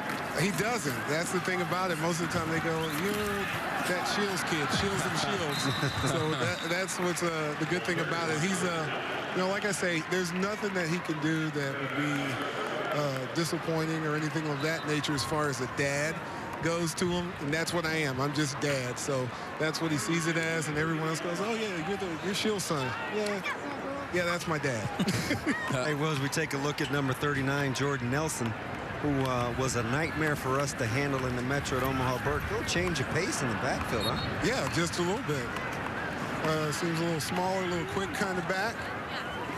He's wound pretty tight, one great big muscle. He's had some hamstrings and groin injuries, but guy that loves the weight room and is relentless in his off-the-field training. Guys, we got a quarterback change in there for the White. Tyson Brockmeyer, the sophomore, is in there for the White. Brockmeyer from Aurora, Nebraska, with a handoff here to Nelson. Jordan Nelson, 39 in white. Vestal with the stop for the red. I tell you, out of Omaha Burke, I tell you, that 2012 walk-on class, a lot of those guys are playing here today in this spring game, playing significant roles. When you can hit on guys and get guys to come to school that are those tweener-type guys and they pan out for you, that's always a win-win in the day of age of 85 scholarship. Yeah, filling out your roster, because you know the 25 you sign in February aren't all going to pan out. So if you can strike gold on a couple of walk-ons, and everybody knows about the success of that program here, I mean, it just really makes your roster that much stronger. Will, we seem to hit a lull down there on offense. Talk to me about, is defense starting to dominate that interior line play? Yeah, the front line is starting to actually impose their will a little bit on them. I think that's what happens when you start rotating down, you know, to the younger guys that haven't had a lot of playing time, or physically they haven't got to that point to where they're ready to, you know, push guys back and forth. So with about 8 minutes to go in our game, we toss it to our Chicago studios.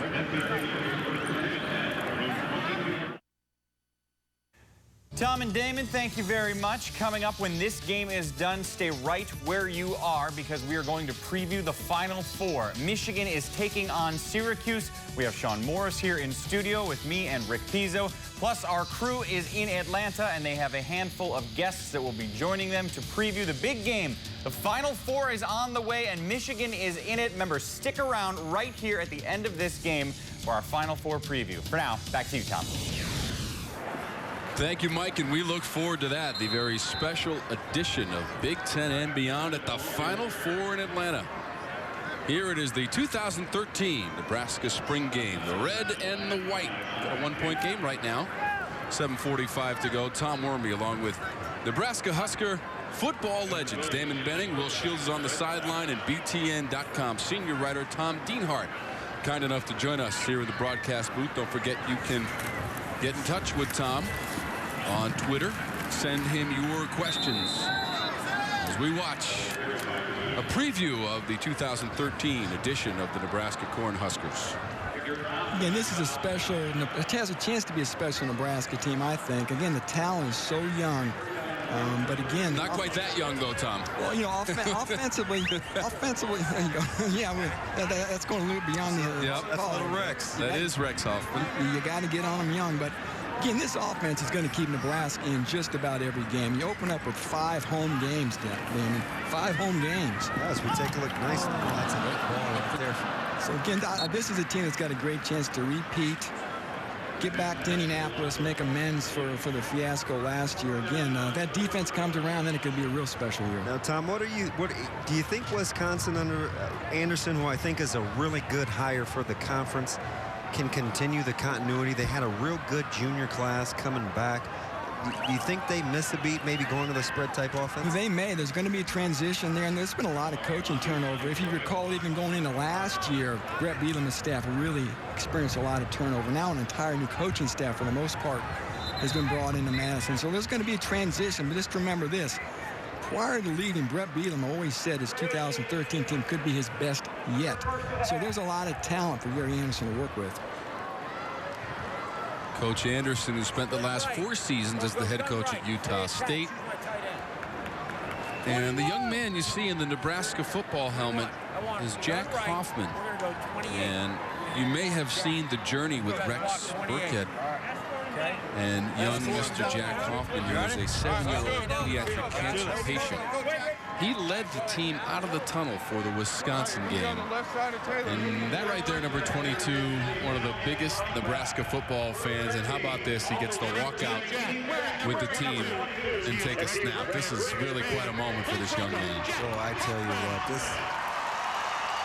is what it's all about. This is outstanding.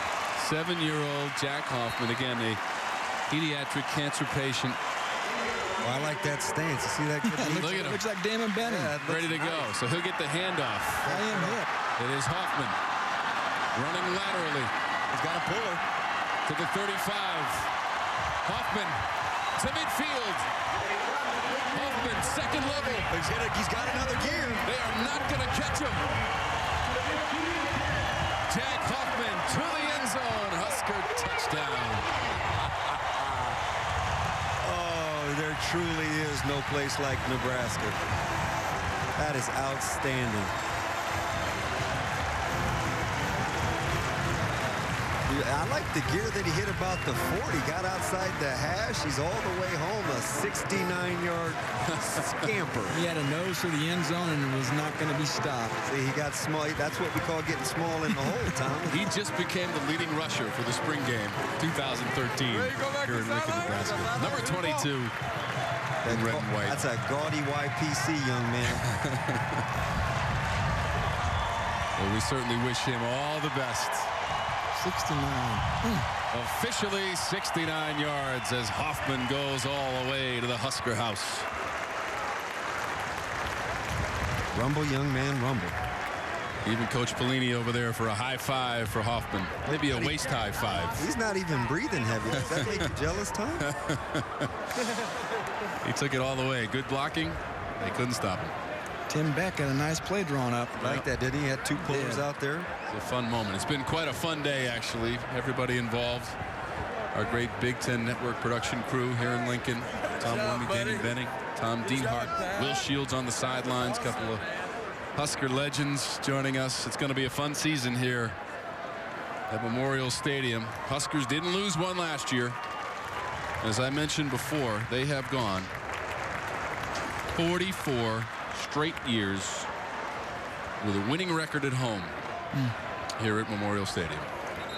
The non-conference wise, that visit by UCLA September 14, that's one you obviously circle with your Sharpie there. And after losing last year 36-30 out there on the West Coast. 653 yards is what the Bruins gained under Jim Moore Jr. Noel Mazzoni's a terrific offensive coordinator. They really have it going out there. I didn't think USC could get passed up by UCLA, but USC's in a lull, and the Bruins certainly are making a move to be the preeminent program in Los Angeles. Yeah, I tell you, Mazzoni, he puts the tempo in up-tempo. They like to play fast, and they get a lot of plays running, and they'll be explosive on offense. Again, that Big Ten schedule for Nebraska starts Saturday, October 5th. That is right here at Memorial Stadium against Illinois. It will be the first meeting between Nebraska and Illinois since 1986. Homecoming, too. Yeah, and again, we get a gander at the schedule. Nebraska's won 16 in a row against Minnesota. They've never lost to Michigan State. They've won 3 in a row against Penn State, did that in dramatic fashion, and have won 5 in a row against the Iowa Hawkeyes. Again, man, 8-0 going to Ann Arbor November 9th. I know coaches hate it when anybody dares look beyond the next game, but golly, as a media member, we love to look ahead, and it's not too crazy to think 8-0 is possible. 8 home games for the upcoming season for the Cornhuskers.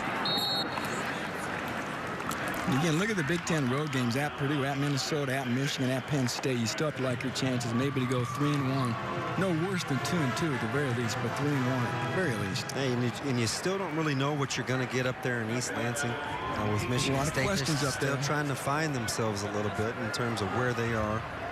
You get the sense, though, that Michigan, the pendulum is swinging upward.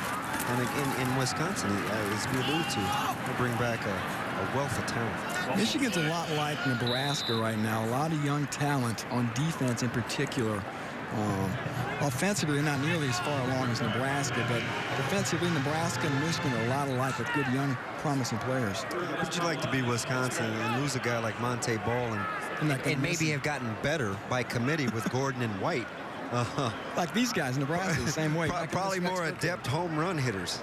Exactly. James White has already gained 1,000 yards in the season up there, and we saw Gordon last year as well. And again, the quarterback situation in Wisconsin, and that's one to watch. They've got a lot of bodies to sort through. Yeah, those guys, Gordon and Ball, both over 200 yards rushing in that Big Ten championship game against Nebraska, with Wisconsin winning its 3rd straight Big Ten title, 2nd straight Big Ten title game. Tom, how do you think Michigan makes do with what's happened with Ryan up there in the ACL and how to replace his creativity on defense. It's going to be tough. You know, they may not get him back all season. Jake Ryan, the terrific linebacker for the Wolverines. What they've done in the interim is they moved a defensive end, Brennan Byer, to linebacker to try to help fill that void. But again, not only was Ryan a productive player, but he also was a real leader on that defense as well. Jamal Turner. You know, the fun thing with Michigan is going to see the continued evolution of that offense with Al Borges being able to run more of his West Coast stuff with Devin Gardner. We got to see that Michigan program turn over. I was at that game last year right here when Robinson got hurt. That's when we really saw Michigan's offense start to have to sort of change gears without Denard Robinson, and then went with the Devin Gardner the rest of the way, and I think the results were pretty good. Would you agree that that's more the style that Borges would like to play anyway? I think, you know, but in his defense, he had to do a good job of playing the hand that he was dealt, still allowing Robinson to be Robinson. Exactly, and again, that's being a good coach. You're not going to waste a guy like Denard Robinson. You're going to try to find a way to keep him under center, because there was nobody more dangerous in the Big Ten with the football in his hands. So you want to continue that, even though that's not your style as a coordinator. Kuzu on the previous carry for 13 yards. Everybody having a good time. Evan Williams coming in. Memorial Stadium. You talk about being old, Tom. Jamie Williams, who's Dr. Jamie Williams, the Associate Athletic Director, a tight end in the early 80s at Nebraska, had a great career with the San Francisco 49ers, whose son is now taking snaps at the University of Nebraska. You don't have to tell me about feeling old. I wanted to make a similar comment to Will Shields, but he's a lot bigger than I am. So. Yeah, but he's way down on the sidelines. You're up here in the broadcast booth. I pass. We do have the post-production meeting, though, where he may take objection to your comments. We do have a player down, being attended to by the fine training and medical staff here in Nebraska. Might be Mike Rose. I don't want to guess from this far away. Yeah, it is my poor 15, eyesight. It is 15 in red. That is Rose. Obviously, the one thing you don't want to have happen is this in your spring game. So hopefully this doesn't look serious, but he just had his bell rung. And now the impromptu press conference for Jack Hoffman, who is in the official stats. I'm looking at it right now. It says Jack Hoffman, 1 carry, 69 yards, and a touchdown, and an interview or two to do for number 22 in red and white. And for some reason you're just joining us and you missed it, Jack Hoffman is a pediatric cancer patient, 7 years old, big Nebraska fan. Rex Burkhead, Team Jack, was well documented. Befriended him, and they gave him a handoff just a few moments ago, and he went 69 yards around the right side. He needed some direction first, but once he got squared up, got the shoulders and the momentum going forward, he went 69 yards all the way to the end zone. And every single player who's got a Nebraska uniform on went down into the end zone to celebrate with Jack Hoffman after his 69-yard run. The Big Ten Network did a good job telling the story. The behind the scenes. Take a look at that nice running back stance. And this is where he channels his inner Damon Benning right here. See, Martinez told him where to go, right? Patient. He was just waiting for the puller. See, now he finds Zimmer. There he goes. Here's the second gear. Here's the second gear right there. So he doesn't look back. He found that crease. Call that getting skinny through the whole time.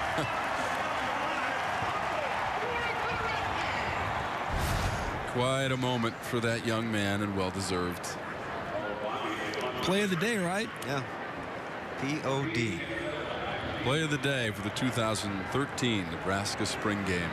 A celebration of Husker football. It has been quite an afternoon. The weather has cooperated. Beautiful day here in Lincoln, Nebraska. We had over 60,000 fans show up to get a preview of the Huskers for 2013. A lot of big things expected from this team, and that guy Kenny Bell and Taylor Martinez, who became the all-time leading passer in Nebraska history last year.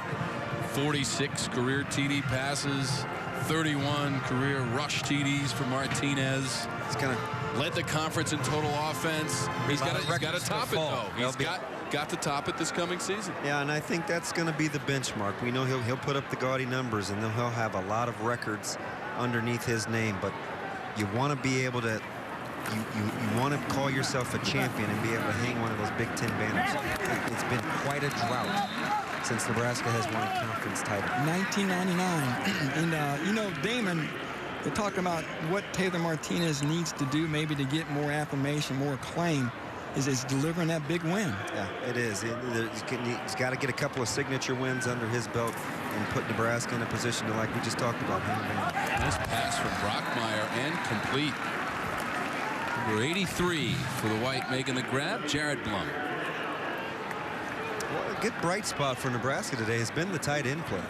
Whether it's been Long or Sutton or Cotton, Bloom has made some plays. Nebraska's tight ends, and they're so young. You know, they're basically starting over there. They look good today. Final minute and a half of the spring game over the middle end. Complete. In Martinez, his interceptions were up last year. Obviously, his pass attempts were up too, but still, he's got to be more careful with the ball. I think that's another area that he can really improve on, is by, again, just keeping those mistakes passing-wise to a minimum, not turning that ball over. Yeah, I know Coach Beck has talked about, you know, there are times when you're as competitive as Taylor is, and you press sometimes when you're wanting to make plays, really valuing the football. Martinez last year attempted 368 passes, completing 228. Pretty good percentage of 62% completion for Martinez, and over 2,800 yards through the air. I think if Coach Beck had his druthers, they'd probably be 60-40, maybe 55-45 run-pass ratio. You want to get to that 36 to 40 carry a mark. 40 carries a mark in a game for toting it on the ground. Let's check in with Will Shields. Coach.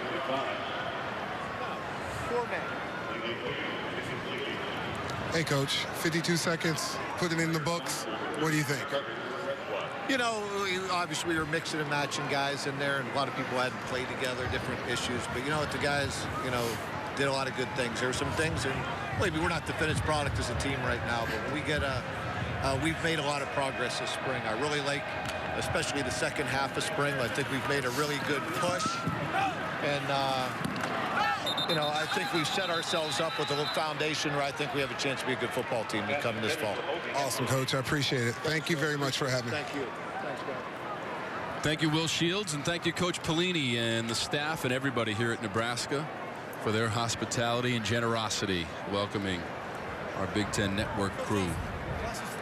Thanks to Tom Dienhart from BTN.com, senior writer, for joining us during the course of the game, and my good friend Damon Benning as well, the Husker legend and the MVP of that December '96 Orange Bowl. Damon's taking you to Misty's now, right? That's what he told me. I thought whatever that, he I tells thought me. that was He bought me a run, so he's taking you to Misty's. I thought that was a Big Ten Network thing. Nobody. You got the credit card, don't you, Damon? Oh, man. And thanks to Will Shields as well. Will, thanks so much for your reports from the sideline. Hope you enjoyed it down there. No problem. Thanks for having me. The 12-time Pro Bowler and Nebraska legend offensive lineman, number 75, retired here at Memorial Stadium, Will Shields. It's been a pleasure and an honor to be a part of the Nebraska spring game here in 2013. In the house that the fans built. This is something else when you take a look at this facility and what the people in 1.7 million populated state bring to the table. It's unbelievable. I think SEC. I've been to Florida, Tennessee, Alabama, Auburn, all those places, and then this is exactly like those places. Just real cathedral. 90,000 strong it's going to be on a Saturday here in Lincoln as we look forward to the start of the season in that first game, August 31st against Wyoming here at Memorial Stadium. That's the final play for the Red-White spring game. It's the Red 32, the White 25. For Damon Benning, Tom Dienhart, and Will Shields on the sidelines, I'm Tom Wormy, saying so long from Lincoln, Nebraska for the Red-White Spring Game 2013 from Memorial Stadium. Right now, we're going to send it to our Chicago studios and Mike Hall. Thanks so much for watching the Spring Game from Nebraska.